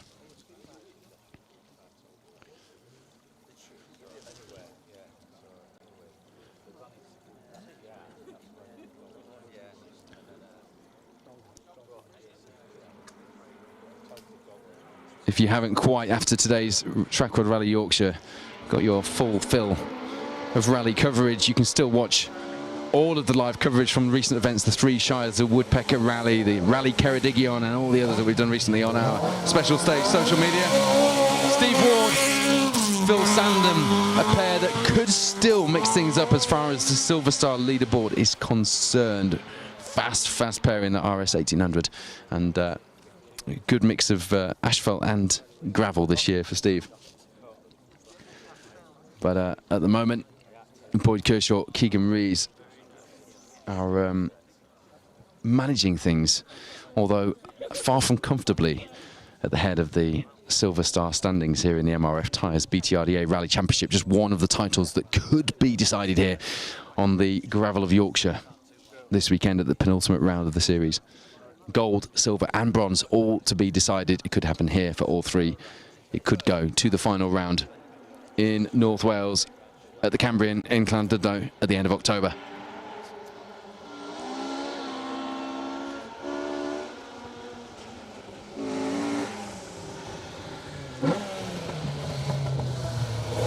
Stephen Benton, Ollie Benton in that plain white Mark II, drifting its way up the hill here in the first stage of the day. Gail Rig in the north of the Dolby complex.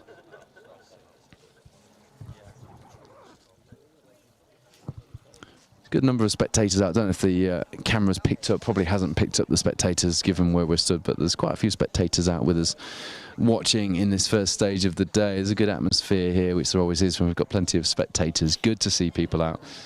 If you are coming out to spectate on this year's Trackrod Rally Yorkshire, there's 4 more stages today. The details of the spectator stages are on the Trackrod Rally Yorkshire website. Please listen to the instructions and follow the instructions in those spectator areas and follow the marshal's instructions. The event organisers have worked hard to bring you safe places to watch the rally with the facilities to make it a nice, safe and enjoyable day.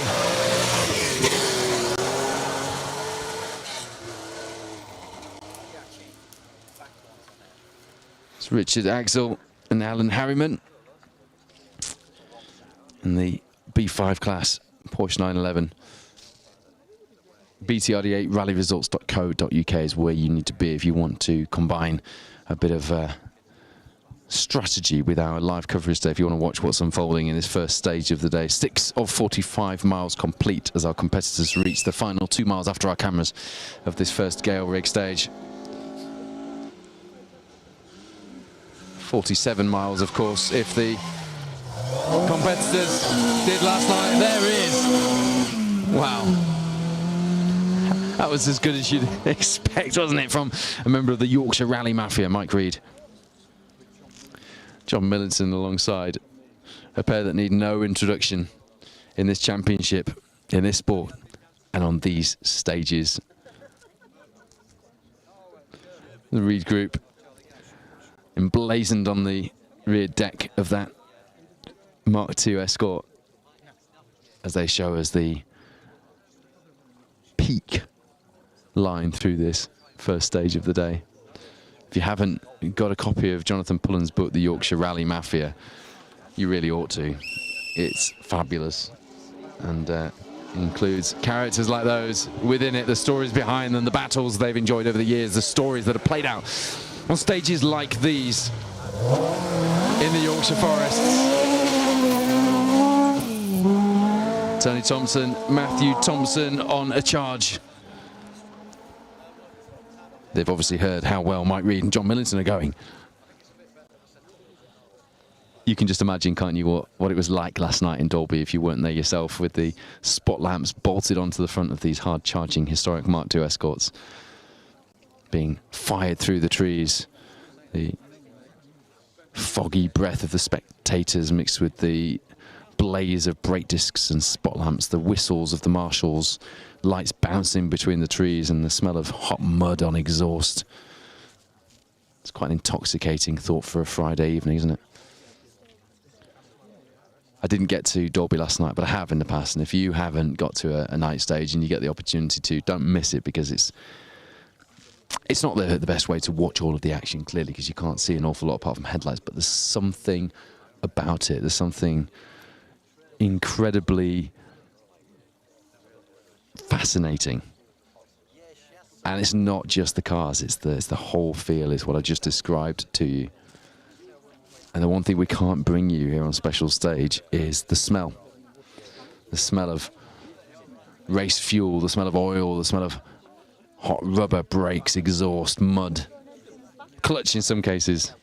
Luke Watts certainly left us with the smell of clutch, which just about left the air now. Mummy's little squirt pushing hard in that 1400C MG ZR. I think Luke Watts just doesn't bother watching his footage back anymore because he just spends his time cringing. But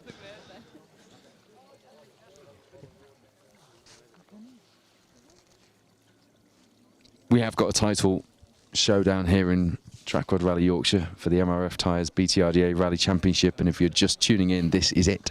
It's the first stage of 5 today. We're going to be live with you through Gail Rig, and we'll be live with you for Langdale this afternoon at just before 2:30 as well.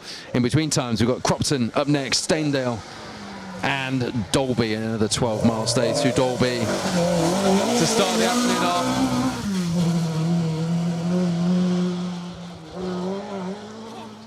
Tony Shields and Graham Wild through there in the Escort.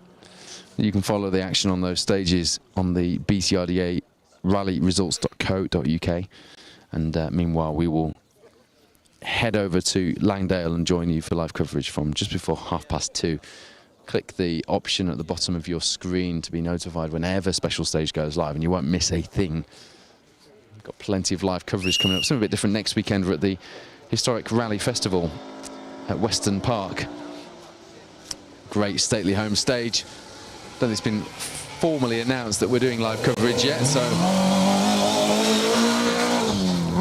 Dan Elmore or Warner Lewis sending me a message in a minute saying, "What have you done?" They know now. David Dobson, Brian Hodgson, nicely sideways and kicking up the gravel here at Gail Rig. The opener for today's BTRDA Rally Championship section of Trackrod Rally Yorkshire. Yeah, so that'll be something a bit different. We'll basically nerd out about rally cars all weekend. It's not strictly a competitive event. Well, it's not a competitive event at all, but that doesn't mean that the cars won't be driven as if they are competitive. There'll be plenty of action for you to enjoy next weekend, and we'll have live coverage, and we'll be joined by people like Louise Aitken-Walker, Stig Blomqvist, hopefully, Howard Davies, and a few others on that coverage. But right now you're watching the title deciding, possibly, certainly title influencing, if nothing else, penultimate round of the MRF Tyres BTRDA Rally Championship. Local crew, Dave and Jamie Forrest. Trip over from Leeds in that Strata Porsche Mark II Escort. Jamie describing last night's Dolby stage as mint in true Yorkshire fashion on his Facebook, with a picture of them with their beer in correct glasses, Stella Artois and Guinness glasses with the beer in the service area. I salute you boys. That's a bit of extra effort to go to make sure you've got the right pub glasses to go with the right beer when you get back to service after a hard night's rallying in the dark through Dolby.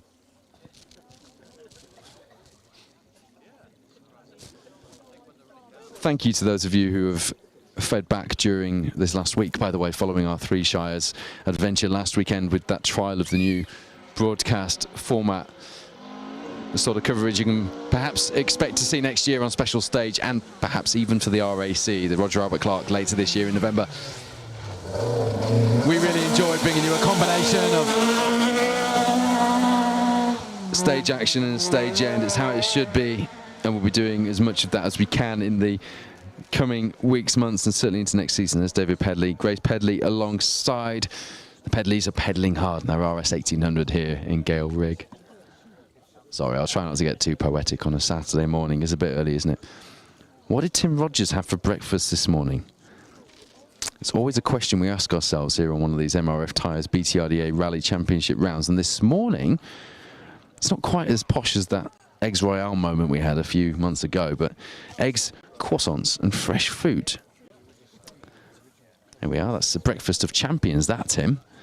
Tim Rogers, who really should be out rallying, another man who knows these stages ever so well. We should have got you out as a pundit this weekend, Tim. You would have had to forego your... Actually, no, you probably could have brought your eggs, your croissants and your fresh fruit with you into the forest with us. We've got a cool bag full of breakfast items here, which we will be having for dinner. Oh, this suddenly got terribly low ebb, didn't it? It's not very good radio, this, but it's lovely if you are eating eggs, croissants and fresh fruit, I'm sure, Tim. But what is Tim Rogers having for breakfast has become a thing here on Special Stage, so thanks for the insight, Tim.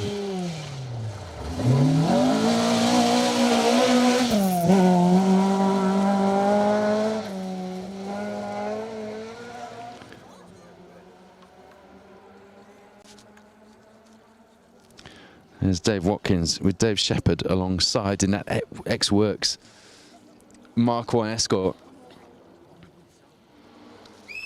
It's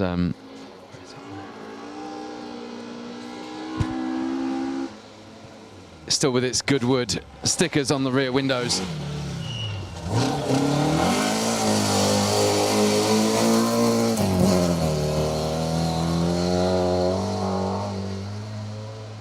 Steve Maxson, Steve Bealby in the 190E Mercedes Cosworth. Steve was hoping to have the Astra back out for this weekend. Sadly couldn't get it finished in time, but we don't mind too much because it means he gets to sweep that big old Cosworth engined barge around these Yorkshire stages, and that is a sight to behold and one we love to see.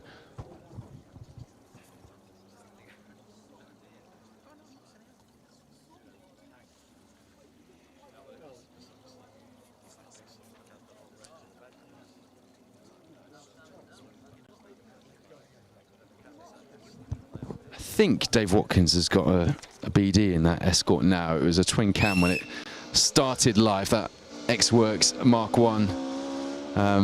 My mate Neil Howbridge will be correcting me on that very shortly if I'm wrong. Seems to swap and change between the twin cam and the BD. That was very nicely done, wasn't it, for Phil Jobson and Peter Jobson in that Uniflow-esque Mark 1.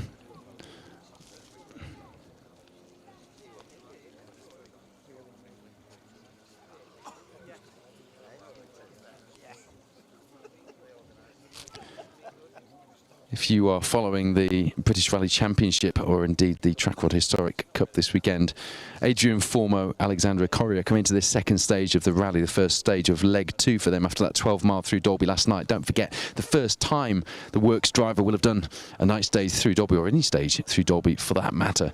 And he was just a couple of sharp intakes of breath ahead of Gary Pearson and Daniel Barrett in the polo. Here is possibly your Fuchs Lubricants Bronze Star 1400 category champions, possibly. Let's not give them presenters curse. After 4 wins and 1 second overall in the category this season, Nigel and Kaz Jenkins have done everything they can, and they reached a bitter end of their Woodpecker Stages adventure last time out, a couple of weeks ago. When the engine blew, everything, they've thrown everything at that car. Kaz telling me they would even have hired a car, any car, just to get through if they had to for this weekend to get back out. But Nigel has got the car fixed. It sounds as good as ever. And you saw how hard he was throwing that championship leading Nova into the chicane on this uphill section of Gail Rig, the first stage of Trackrod Rally Yorkshire. The flamboyance, the speed and the grit and determination, potentially, of our champions who could be crowned today. They won here in the Bronze Star. They were 30th overall, an impressive result on last year's Trackrod Rally Yorkshire. If they do the same again, they will be crowned BTRDA Fuchs Lubricants Bronze Star champions here today in Yorkshire. Now that is something that we love to see. A pair with history on these stages. It's not though, is it? I was thinking that was Matthew Robinson. It's not. That's Andrew Robinson with Kevin Wilson alongside. I'm sure they've still got history on these stages, but we'll just wind back the, the drama just a tad. Matthew Robinson and Sam Collis are back with us on special stage as they compete here on their home stages. Matthew, after some time out of the car, Sam probably still with bleary vision and a hangover from his wedding a couple of weeks ago. And you might wonder why there is a beautiful mini-light wheel elegantly displayed in the back of that Chevette HSR. That is because it is the Chevette HSR Ben Jemison and Sam Spencer. Alloywheelrepairs.com is where you can see their handiwork, but I'm not sure. I don't think he's got it ready in time. In fact, I'm pretty sure he hasn't got it ready in time. But Ben has been sending me pictures of a Chevette service barge, Chevette estate service barge that they're doing to bring with them to rallies when they're out. His dad Ian in the Porsche box that you saw earlier. So a Chevette service barge will be quite the sight to see in the service area when it. I'm sure Ben will share pictures of that when he nears completion, but at the minute it's very much work in progress. Interestingly, thank you to Ian Arden for the up-to-date information. Bit hit and miss though. I couldn't get you a hold of you at the Woodpecker, Ian. Matthew Robinson is running on MRF tyres today. The sponsors, of course, the headline sponsors of our MRF tyres, BTRDA Rally Championship, once again this season, and we're delighted to have them on board. And the MRF tyres Cup is something that could be sewn up today as well. Colin Minton and Bonnie Papper in the Fiesta R5 are leading the way there after a 100% finishing record. 6 out of 6 so far. One more of those will see them take the MRF Tyres Cup this weekend. Good performance as Colin and Bonnie get more and more used and get faster and faster to and in that R5 Fiesta. Chris Squires, Sean Hughes through, and yeah, Mason's just tapping the entry list and a clipboard at the car next up, and it's a car that, well, you can't help but everybody gets their phones out to have a look at this one through the stage, don't they? It's the first of our 131 abaths. Andrew Siddle, Paul Spooner alongside. A year ago we were enjoying a battle with 2 Fiat 131s from those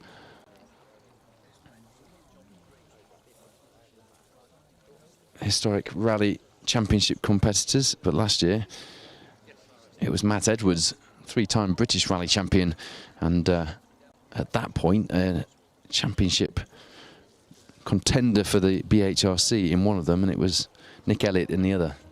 This year, Andrew Siddle stepping in, shall we say, taking on the honours of the second, or the first 131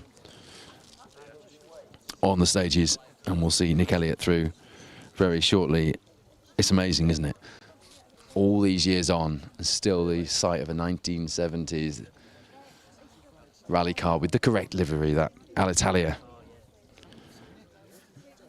liveried 131, just gets everybody's juices flowing. People who I follow on social media who are nothing to do really with rallying, just into cars generally, or people that aren't really even into cars but recognise the significance of that car and that livery, all excited to see some of the photos being shared last night, and indeed the photos that we shared from the Woodpecker as well. Looking forward to seeing that through, but that was a sight to behold as well, wasn't it?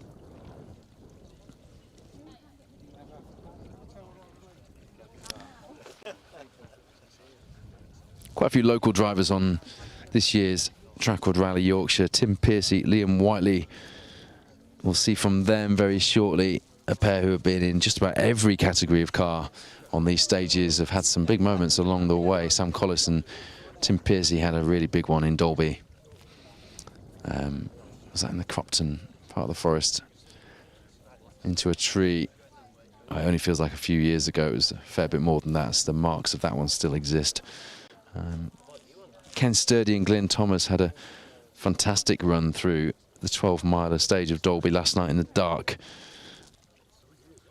to come 18th overall on the leaderboard coming into today's stage. I'm just having a look down, actually, the historics.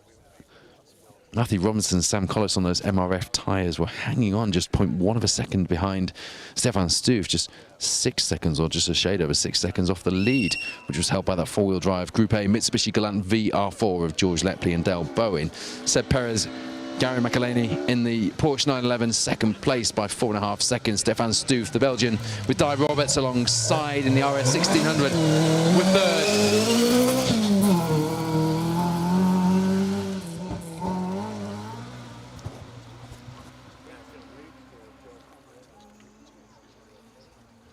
There is the man I mentioned earlier, Tim Pearcey.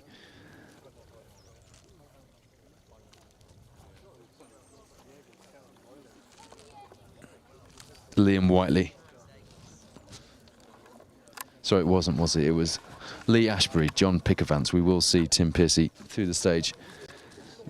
He's up next on our start list. If you've got various entry lists that you're swapping and changing between and juggling like we are, recommend that you download today's restart list.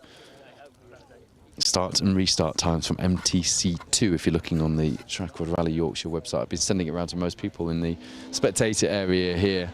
Just a note for the future, we could do with that going out a little earlier, even if it's not necessarily completely correct. It's a lot easier to follow the rally as a casual observer, or indeed,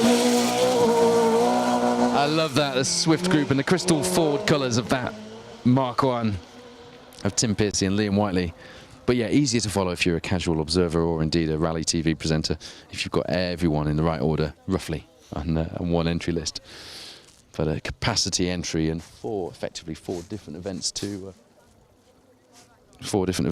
coordinate and pull together for this weekend. So hats off to the Trackrod Motor Club and the hard-working people behind the scenes who have put everything together, because it is, as we mentioned earlier, no mean feat, especially when you are hosting the top championships on gravel that the countries have to offer.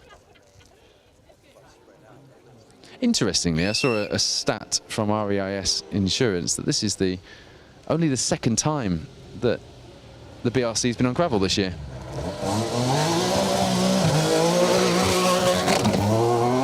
Wow, that sounds good, doesn't it? Nigel Kay and Fred Roberts pushing hard in their Chevette, the second of the Chevettes we've seen through this stage.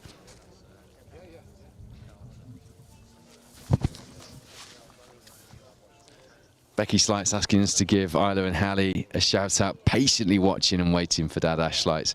Oh, Pete Slights alongside, I forgot about that this weekend. Yeah, that'll be good to see through. Another man, another pair of men who know how to bolt a rally car together and make it pedal particularly quickly through stages like these. The one thing I missed actually from not doing so many stage ends, I'm looking forward to getting back to that when we change our broadcast format like we did at the Three Shires for next season, is getting to speak to characters like Ash. Probably Yorkshire lad. There we have Ben Cree with Bob Wiggins alongside in the Opel Corsa. They didn't get to the end of Trackrod Rally Yorkshire last year, so first stage of the day for them here in Gail Rig. They've got a long day ahead of them and they'll be hoping to at least chalk up a finish, and if not, a fairly decent one given their pace so far this season on today's stages. 5 stages today then, 45 stage miles, and we're going to be live with you through this 6-miler of Gail Rig to open things, and the 13-mile monster of Langdale to close proceedings later today. Just before 2:30 we'll be going live again, and to remind you, we're back to our usual format, soon to be our previous format, because I'm pleased to say we are looking at moving more towards doing the combined stage end and stage coverage that we know so many of you loved when we trialled it on that live experiment, which was a bit nerve-wracking at last year's Three Shires.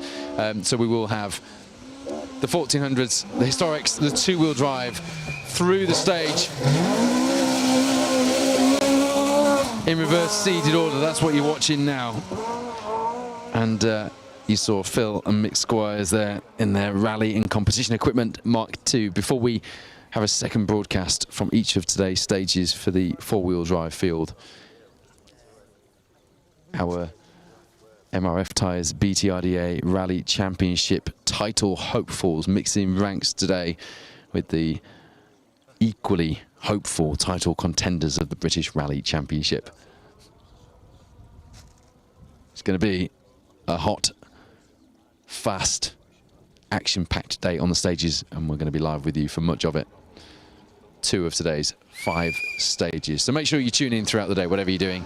Keep us on as acoustic wallpaper, or embrace it and fully embroil yourself in Yorkshire rallying, just as Remy Thomason and Chris Davies are in their RS 2000. Probably the wildest competitors so far through this first stage of the day. We're 2/3 of the way into this opener through the north of the Dolby Forest complex. Famous stages these. The big names have all been here, delving into the ruts and the gravel. And you know what? Quite a few of them have been just as sideways as Remy Thomason was just then. We've seen from then our championship hopefuls in the Fuchs Lubricants Bronze Star category. I'm going to flick to btrdarallyresults.co.uk. You can do the same. I'm just going to check what times we're getting through there at the moment. Chris Greenall, James Greenall, the fastest of the 1400S cars through Cropton at the minute. I'm going to go back to the main menu and let's have a look, shall we?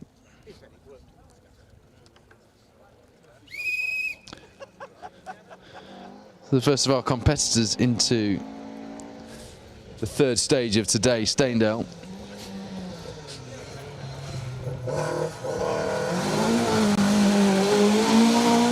Chris Ingram and Paul Turner in their Eton Yale-esque Mark II Escort.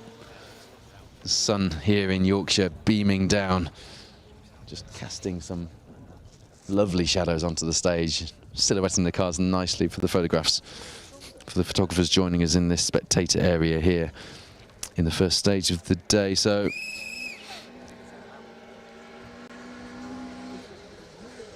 Yeah, Nigel Jenkins and Kaz Jenkins doing exactly what they came here to do at the moment. 5.8 seconds their lead at the moment. It's Tommy Meadows. Oh, Laura Coolidge. Sorry, yep, I got confused earlier with Louise Coolidge, didn't I? Earlier on, but I knew Laura was out on this event. I had seen her post, but she's of course in with Tommy Meadows in the 208 R2. Those pair looking for a good showing here. If Laura was tuned into the footage earlier, she'd have been shaking her head. No, not in that car. One further on in the entry. Yes, so Nigel Jenkins and Kaz Jenkins, the first of our 1400S. And indeed, Fuchs Lubricants Bronze Star Cruise, 5.8 seconds their lead after 2 stages of the rally. Oh, sorry, after 1 stage as far as they're concerned, but stage 2. Are you following? Gail Rig that you're watching now. Chris Greenall, the 5.8 behind them. Another 9 back, Ashley Francis Adams, Tudor Jenkins, another crew who could just shake things up. As you see, Liam Clark and Tony Edwards, who are still in with a title chance in the R2 Rally Cup category of the MRF Tyres BTRDA Rally Championship, despite that DNF on the Woodpecker that you saw play out in front of us on the second live stage of the day. Absolutely gutting for them, wasn't it? The car just too far off the road and couldn't be rescued by the combination of marshals, spectators and TV crew to bring it back onto the stage, meaning that that championship battle took a hit and went to the next round. Robert Proudlock, though, not disappointed at all, as that allowed him to just add a bit of a comfort margin at the top of that class, as you see Ernie Graham, Karen Graham alongside, who have gone ever so well so far in the MRF Tyres BTRDA Rally Championship. And took a nice line through here. We're getting times for the first 3 of today. Chris Greenall has got his time in, with James alongside in the white and red Nova that we saw a few minutes ago here through this first stage of the day. Who's been impressing you so far, Mr. Hutchins? There's been a lot of nice lines, hasn't there? Who are you looking forward to? You got your phone out. Who are you filming? I've got my phone ready because I think Ken's coming in 3 or 4 cars, isn't he? So need to get a video for him. Mary Tomlinson was pretty impressive in here, just throwing it out to the bushes. Yeah, absolutely. I was just looking at all the roads, just getting swept clean, really, sort of getting down to sort of the bedrock of the road now. So it's getting more important to stay on the cleaner lines. And equally important for this single-use format as well. Yeah, absolutely, yeah. Fair play to the organisers for that. There we go. Scandi lock into the stage. Nick Dobson and Steve Pugh, who will be delighted to be back out in that rally car, having missed out on doing the Kerry stage that he's waited 40 years to do on the Woodpecker. Steve from Aberystwyth. Do check out Steve's iconic and retro photos of rallying that he's posting from his archive on Facebook. I don't know how he's had the time to take so many photos, given he's always in the rally car, but that was beautifully done by Nick, wasn't it? Absolutely Scandying it in. Yeah, I'm sure Steve will appreciate that. He knows a good Scandi flick when he sees one, doesn't he, Steve? His photo archive, his back catalogue is incredible, isn't it? It's like brilliant. And how many rallies he's been to over the years? It's like every single rally. Yeah, it's amazing. He's literally got everybody in every car, hasn't he? Including this, he's got the Mintex and the Trackrod going back to the when God was a boy. Yeah, he certainly put the miles in over the years, hasn't he? And there he is, putting the miles in with Nick Dobson in that Mark II. As I say, bitterly disappointed not to be out last weekend on the Woodpecker. I stood with Steve and had a chat on the Ceredigion the week before that. Been a busy month, this one, for special stage. And Tom Hutchins has got his camera at the ready.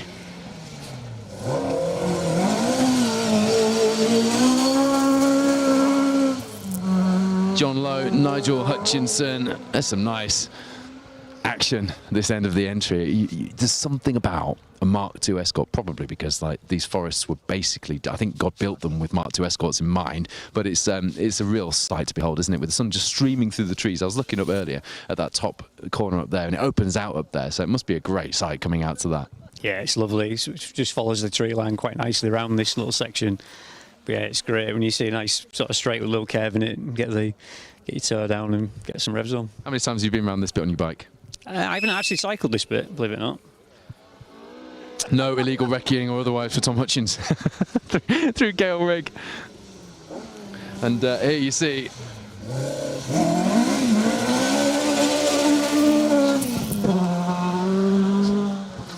Ken Sturdy with Glyn Thomas alongside in the Spectrum Workplace Technology Group Mark II, a man who started his motorsport career, if you will, so definitely a career, isn't it, as an auto test champion. And I remember Ken once saying to me, I was at a motor club meet when I was a young lad, he said to me, if you can get a big car, because he used to use big cars on auto test, if you get a big car into a pair of cones sideways with your handbrake, then you're sorted. Whatever you want to do in the future, he's kind of lived that, hasn't he? Yeah, definitely. He still keeps his hand in fairly regularly auto testing now with the little Nova. But look at what else he's been rallying in recently. That Super 1400 Swift that he did a lot of tarmac stuff with. He had Andy Carter's old Nova.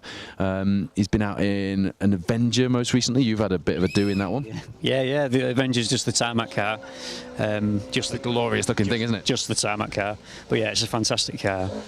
It doesn't look like it should work with those huge modern-looking Revolutions on. If I say modern, they're bigger than they should be, but it does really work. Jeremy Eason, Mike Reynolds, it's a glorious-looking car, and it's nice to see them out, but I do wish that it was a Datsun. Yeah, the straight six. Doesn't look like it should work, does it, that kind of modern look on that Avenger, but it really does, especially with that IT at Spectrum colour scheme. I like it because it doesn't really have any arches as such. But yeah, I know what you mean. But it just looks wide and brutal, doesn't it? Yeah, it does. It looks wicked. Yeah, same with the big fat rear wheels on it. And what I like is that Ken actually takes his rally. He's a bit of a car nerd like I am, and he takes his rally cars out to classic car shows as well, which I like. We used to take our rally cars out to classic car shows because we've got to enjoy them. They're not just things for the odd weekend when you're out competing. People need to see them, and you put a rally car in a classic car show, it always grabs a crowd, doesn't it? Oh, absolutely, yeah, because not everybody knows what it is, so yeah, certainly does always attract a crowd.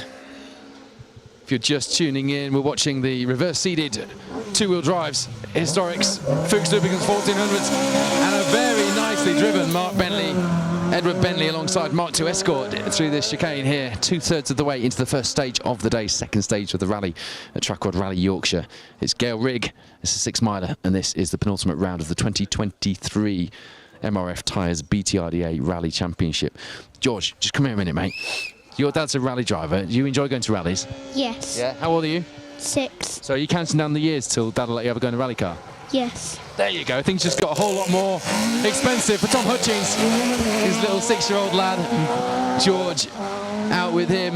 There's Matt Smith and Derek Cornforth. That Proton Satria last night, Phil Bramwell told me, came bursting through the trees in amongst a field of historics, remarkably, with the brake discs glowing, sparks flying off the brake pads, and Phil said it was just spectacular. Matt Smith has earned his stripes on these stages, and he's been given a chance to drive R5s in here. Whatever he's driven through here, he's impressed with, hasn't he? I think did he win this rally? Was it 2017 or something in the Fiesta? But yeah, he's in the Swift group, Pete Smith's car, wasn't it? Yeah.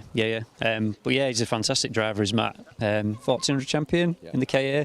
I think there was one event when the Call Quick rang alongside the RAC on a Friday night in Dalby, and I think Matt was 5th overall or something. Yeah, when they used Oliver's mount as well. Possibly. I think he was 5th or 6th overall, mixed in with the historic cars in his 1400 KA. That KA was a formidable piece of kit here in the Fuchs Lubricants BTRDA. We saw him earlier, Joe Everett. We are hoping that he will put a campaign together for next year's Fuchs Lubricants Bronze Star category. We'll have Nigel and Kaz Jenkins, who you have to say it's looking very promising for them to be our 2023 champions, hopefully back to defend that title next season as well. Dave Brick dipped his toe in the water this year, and we've had Chris Carino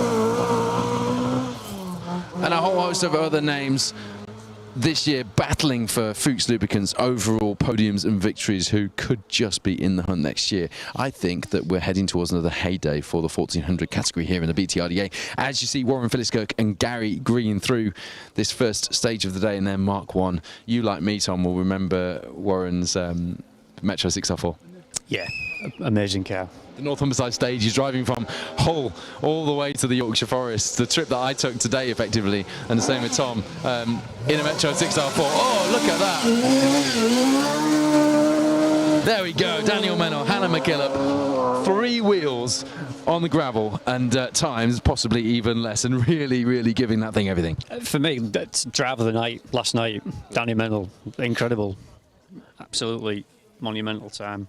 As Woodford flicks back to last night's results to see if that's reflected in the times. Yes, a 6th overall in the historics last night, with Hannah McKillop alongside, just behind, I say just behind, just 4.7 seconds behind former historic champion and a man who is not to be messed with on historic gravel, Jason Pritchard, with Phil Clark alongside. What a top 6 that is, actually.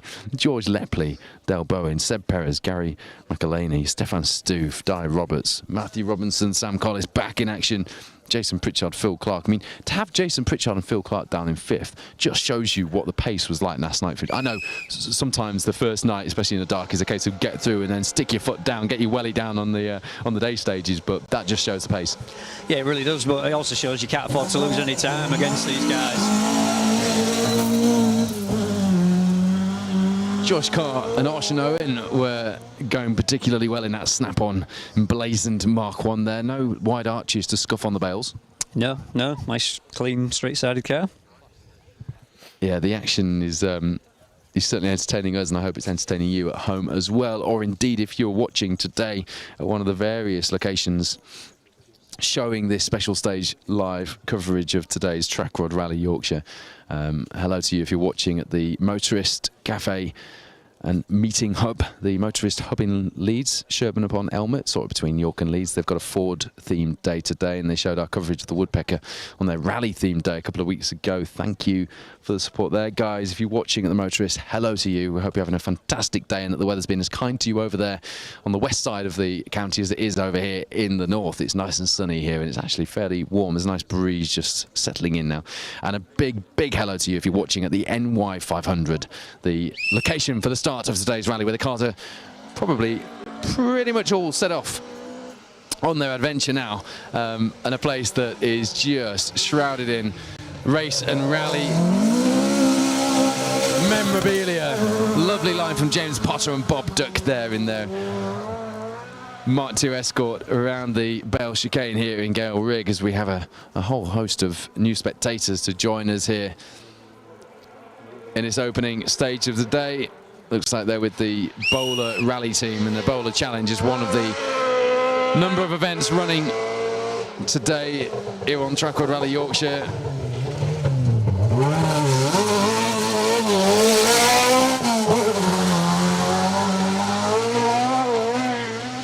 Paul Thompson, Josh Davison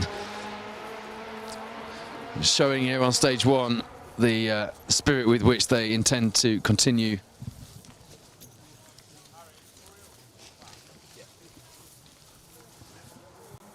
John Aston just leading the Bowler team onto the spectator area here in the first stage of the day, hoping they don't trip over on our satellite wires here. It's getting quite busy on this first stage of the day. But yes, if you are watching in one of the locations showing the live coverage today, hello to you and welcome along. You can watch back all of the live coverage today on the special stage Facebook and YouTube channels. The YouTube links actually get put out in advance, and they're scheduled in, so you can put them on and wait for the action to commence here on special stage. It's a bit of a change to the way we've been doing things in recent times, and it has helped monumentally, actually, as far as the viewing figures are concerned. Viewing figures that you could only dream of in actual TV land. Hundreds of thousands of people joining us on every rally, and you're one of them. Baz Jordan, Arwell Jenkins in that Jordan for Greener Roads Mark II Escort, a staunch supporter of the MRF Tyres BTRDA Rally Championship, and somebody who has, again, in various different cars, entertained us no end over the years, and someone who, even though he's done so much in rallying and done so much for rallying in recent years, is always surprised that you want to talk to him when you put a microphone through his window. He's very quietly spoken, doesn't really want to give it the big one, but he certainly gives it the big one behind the wheel, doesn't he? He certainly does. That's where Ken's Avenger came from, wasn't it? So yeah, that was Baz's old car, but obviously Baz now running out of the car prep sort of stable with Ken and Richard Jordan as well. Team Car Prep joined us in the spectator area as well. Another of the BTRDA competitors has gone from junior rallying through to rallying in historics and in modern cars, and of course was co-driving for Joe Sturdy, who's Max Verstappen's mechanic in Formula One, and now he's running his own prep business and doing a good job of it from what I hear and see on the stages. He puts an absolutely stunning car together. He really does. And obviously a pretty mean driver in his own right as well. Is he double rally first champion? The Lupo, wasn't it? I think that was the first car he built for himself. I think I'm right in saying. So I got it the wrong way around. It was actually Joe co-driving for him, wasn't it? Yeah, Joe co-driving for Nick. But yeah, I think that was the first car he built. Well, I corrected that because that would be one less message that I'm getting from someone at the end of this rally. Nick would have been straight on the blower after this. I was the what? I was the co-driver. But yeah, good to see. I mean, you've got Ash Lights also building cars out there now, haven't you? And Nick actually used to work for RSD, didn't he? Build the 131s. Yeah, I believe he did, yeah. Here we go then, a man who has been pushing on all year in the R2 Rally Cup, and he comes here leading both the R2 Rally Cup and the Junior Cup as well. Robert Proudlock, Stephen Brown alongside in the Opel Adam R2, putting in a stellar performance and a pretty determined campaign for the 2023 MRF Tyres BTRDA Rally Championship. Someone who's gone very well in the Silver Star as well as the R2 Rally Cup in that Opel Adam. He hasn't had a whole lot of consistent rivals for company this year, but one who he has had out, pushing him all the way, and someone who could still take the title, is in with a chance despite that Woodpecker DNF we talked about. Is Liam Clark and Tony Edwards. You saw them through this first stage of the day a little while earlier. They'll be looking for a strong finish here today, certainly a finish after that DNF last time out. The R2 Rally Cup not quite as well supported as in previous seasons, but no less exciting or indeed fast. But here is a man who is both of those things and is on for a title charge of his own. BTRDA Silver Star title contender, fighting, grappling with the wheel of that Sunbeam VXR. Andy Davison, Tom Murphy, second in the Silver Star after Robert Goff and Paul Morris retired last time out on the Woodpecker. We've got a three-way title charge. The Flying Kiwi, Boyd Kershaw, with Keegan Reeves alongside out in front in the Silver Star. Andy second, with Tom alongside, and then in third place, as I say, Robert Goff, Paul Morris, bitterly disappointed with that retirement on the Woodpecker, but they are back and they are fighting and they are still in with the hunt for that Silver Star title. It could be sewn up here today on Trackrod Rally Yorkshire at the penultimate round, round 7 of the MRF Tyres BTRDA Rally Championship. It could go down to the wire at the Cambrian at the end of October. The Fuchs Lubricants Bronze Star is no different. Nigel and Kaz Jenkins at the moment leading the way. Not a hugely comfortable lead, but certainly a convincing one after 3 stages today in the NJ Auto Repairs green Vauxhall Nova you saw earlier on. They'll be looking to take the title here this weekend if they possibly can, and they at the moment are doing everything that they need to do to that end. And then we've got the big one, the Gold Star title, which goes down to the wire either here or at the Cambrian. There is the man we were talking about earlier, Pete Slights, out this weekend with Alex Lee alongside. Ash Slights, granddad, got the Slights name, especially in road rally days in this neck of the woods, but as between the trees as well is formidable, isn't it? Yeah, he's another guy synonymous with these forests, isn't he, with his Manta and Kevin Metro 6i4, I want to say as well, and obviously Latterley's his Escort. We talk about the Yorkshire Rally Mafia, firmly in the contention there. Yeah, one of the founder members, arguably, isn't he? Yeah, I saw on Facebook that Ash said he had the bragging rights after last night.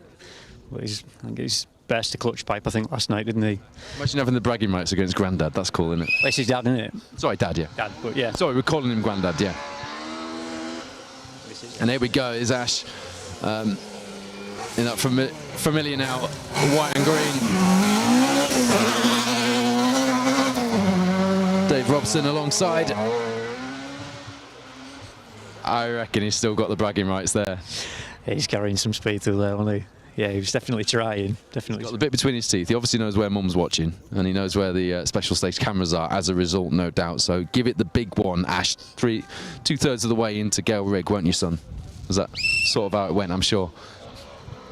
Great action here on Rally Yorkshire, the Trackrod The penultimate round of the MRF Tyres BTRDA Rally Championship. Got title fights on our hands everywhere we look. And there's David Brown and Richard Wardle in their RS 1800.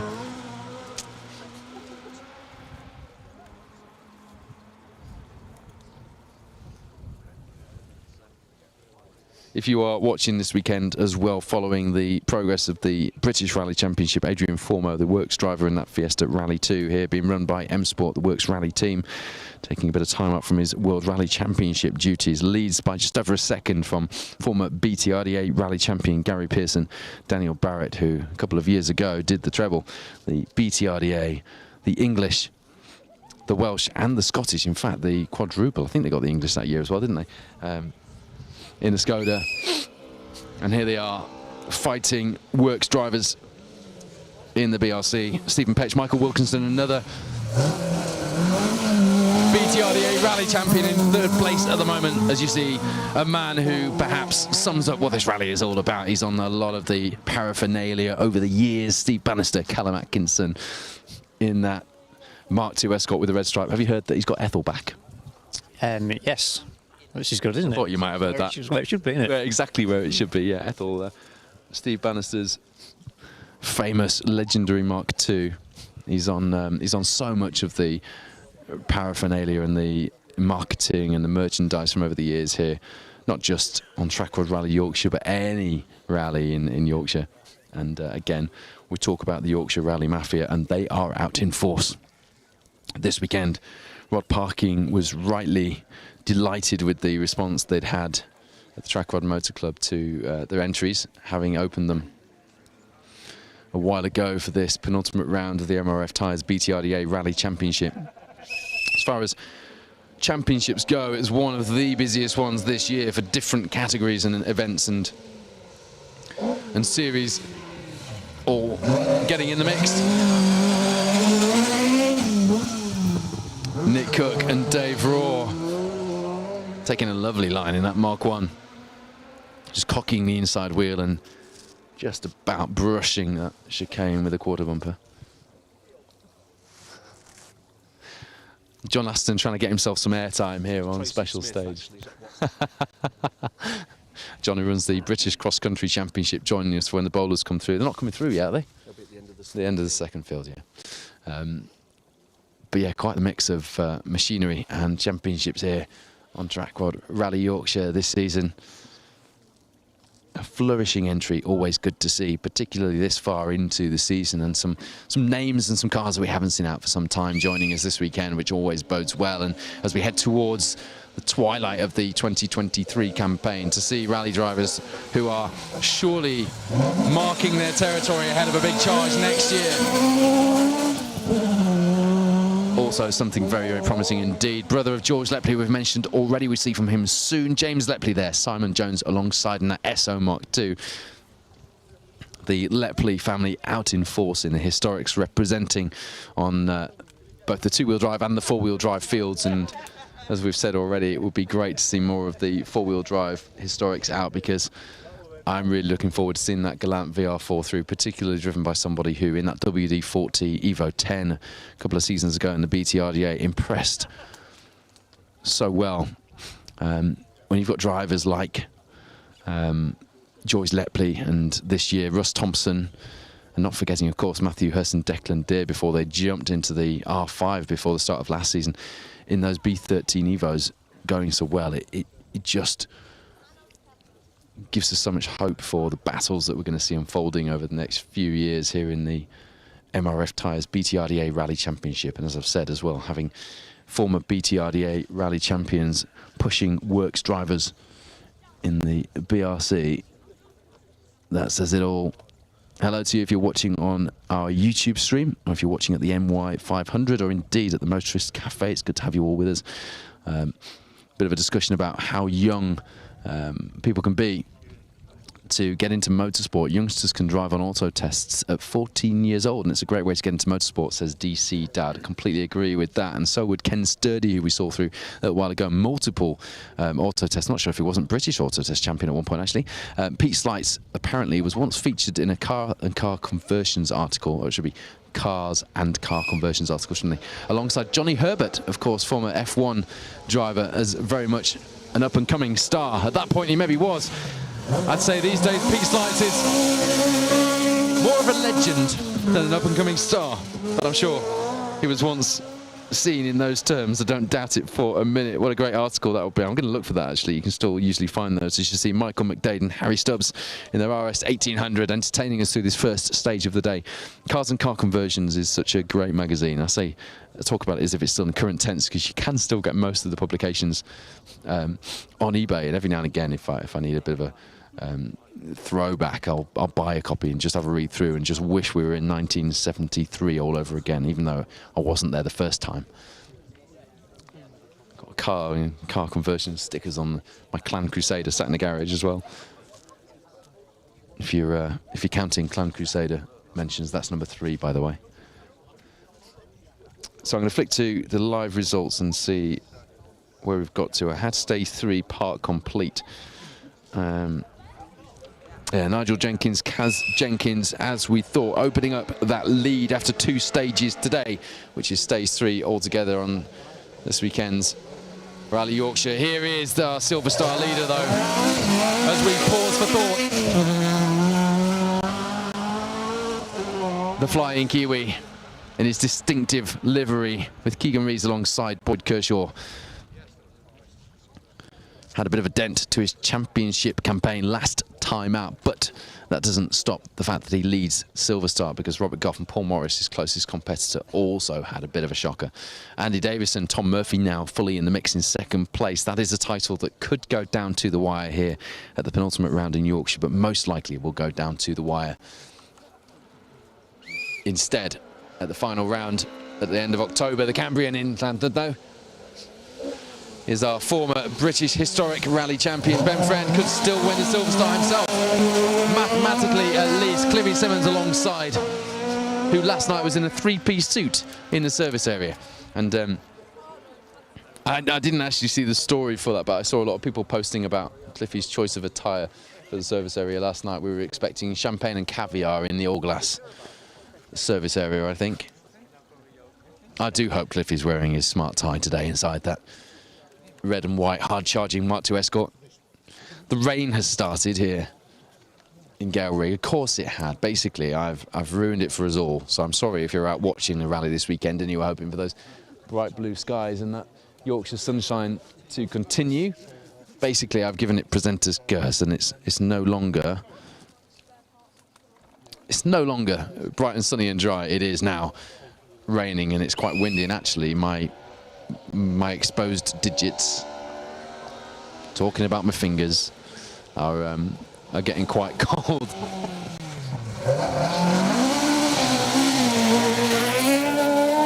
There we go then, the Belgian who last night was doing a very good job of keeping our local crews at bay. Stefan Stoof, Di Roberts alongside in the RS 1600 was 3rd, just 1.8 seconds behind Seb Perez. And Gary McElhaney in the 911. George Lepley, Dale Bowen eking out the 4.5 second lead at the head of the field in that 4-wheel drive Mitsubishi Galant VR4 through the spot lamp lit 12-mile Dolby stage to open the Trackrod Rally Yorkshire last night. As you can probably hear, it's getting quite busy here in the spectator area. There's the Amigos emblazoned.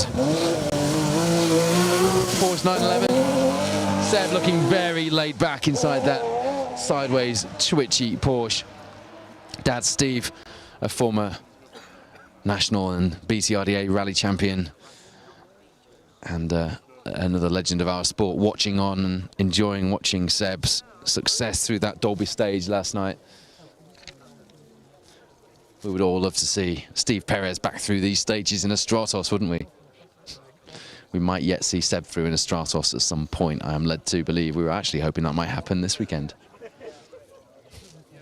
So Seb, who you just saw through, Seb Perez, Gary McElhaney in the Porsche 911, 4.5 seconds behind George Lepley in the Galant and 1.8 ahead of Stefan Stoof and Di Roberts.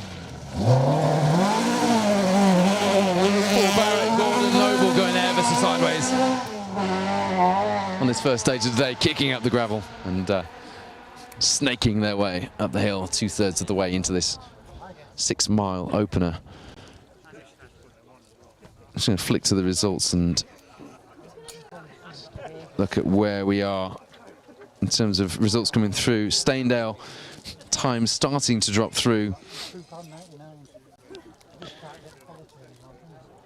First 4 cars or so showing times for Staindale stage 4, the third stage of today. We should be expecting, as long as we don't have any first stage dramas like last time out, not that I would tempt such a thing, we should be seeing our Silver Star title challengers Robert Goff and Paul Morris alongside, heading into this first stage of the day. Next up,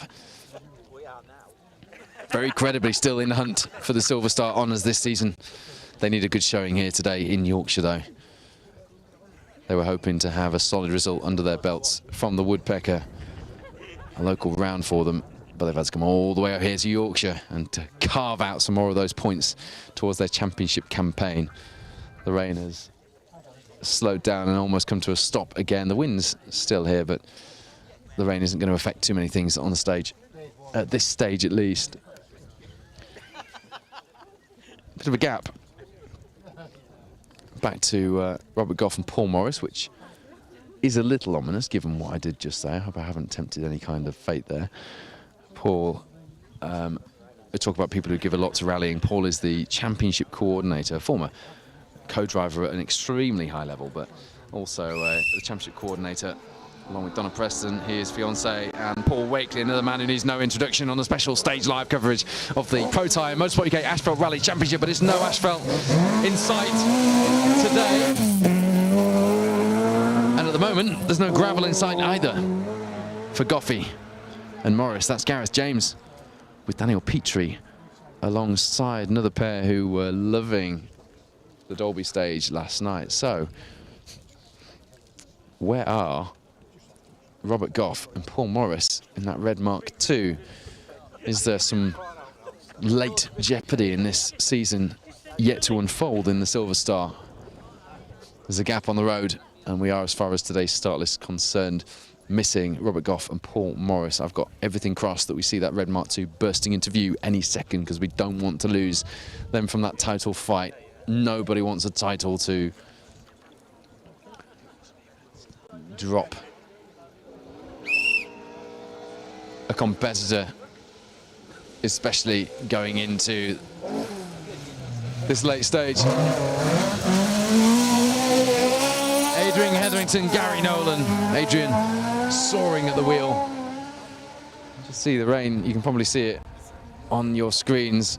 Coming down quite hard, the sun's still with us. And that Mark II was snaking its way into the last 2 miles, just under 2 miles of Gail Rig here in the north of the Dolby Forest complex. Nice action here at Trackrod Rally Yorkshire. It's good to have you with us wherever you're watching from.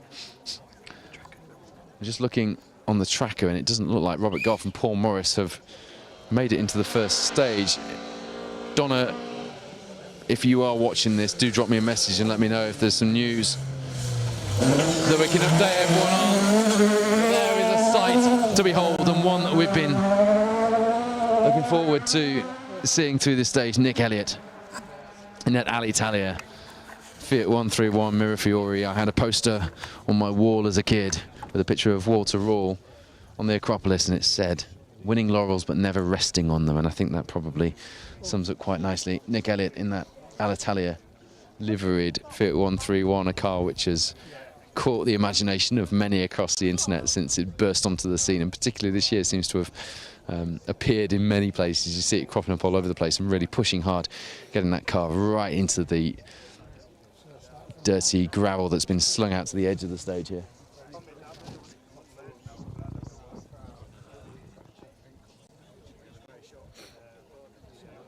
Apologies that we've not got to many of your comments. We'll try and do that through this afternoon's Langdale stage. We're just doing a bit of multitasking, more so than usual, with having multiple entry lists to kind of cross-reference coming into this event, which has been a little frustrating, to be really honest with you.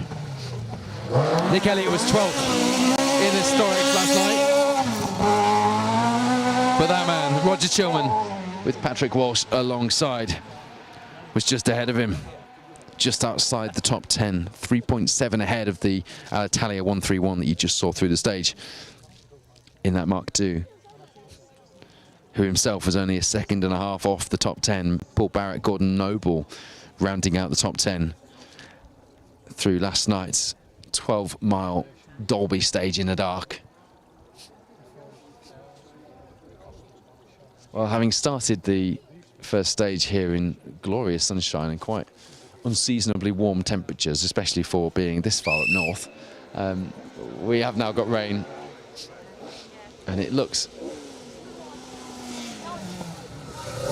fairly set in, as you see our former British historic rally champion, the man in 5th place coming into this second stage of the rally, the first stage of this second leg today, Jason Pritchard and Phil Clark in the Get Jerky Mark II. Couple more cars through this two-wheel drive entry, and to remind you, this broadcast will then end. We're back to our familiar broadcast format. We'll then be bringing you the four-wheel drives through this first stage of the day. And then it's all eyes on BTRDA rallyresults.co.uk for the rest of today, for the next 3 stages before we get through to the final stage, which begins just before 2:30, which will be the 13-mile monster through the iconic Langdale stage. And we'll be live with you for that as well. Every time a red Mark II comes into view, I'm really hoping it's Robert Goff and Paul Morris, but this is the pair that we've mentioned, who over the years have left their mark on the stages here in Yorkshire, and are making sure that they do that again today by taking out the Bale chicane. Matthew Robinson and Sam Collis are back here on Yorkshire stages, and as you can see, are taking every available margin with them along the way, including a few of the stage signs for good measure. Matthew Robinson, 4th place last night, having not been in that seat for quite some time, and Sam Collis no doubt still misty-eyed and hungover from his wedding night do a couple of weeks ago. Yes, it probably was that big a party. And still doing the business here on stages which we know they love. But look at this. Group A is back, ladies and gentlemen. The 90s are back here in Yorkshire. There's the man leading the historics. A man who has impressed in everything he's driven here in the BTRDA Rally Championship, and there he is, leading the charge through Dolby last night and really capturing everyone's imagination in that Galant VR4 Group A rally car. It's George Lepley with Dale Bowen alongside. That is it for the two-wheel drive field here on the first stage, Gail Rig of Trackrod Rally Yorkshire. It's the penultimate round of the MRF Tyres BTRDA Rally Championship. We will be back with you in just a few minutes' time for the four-wheel drives. Don't go away. Go and get a drink. What time is it? It's 5 o'clock somewhere. Get a beer. Why not? And we'll see you back here for more action from the MRF Tyres BTRDA Rally Championship.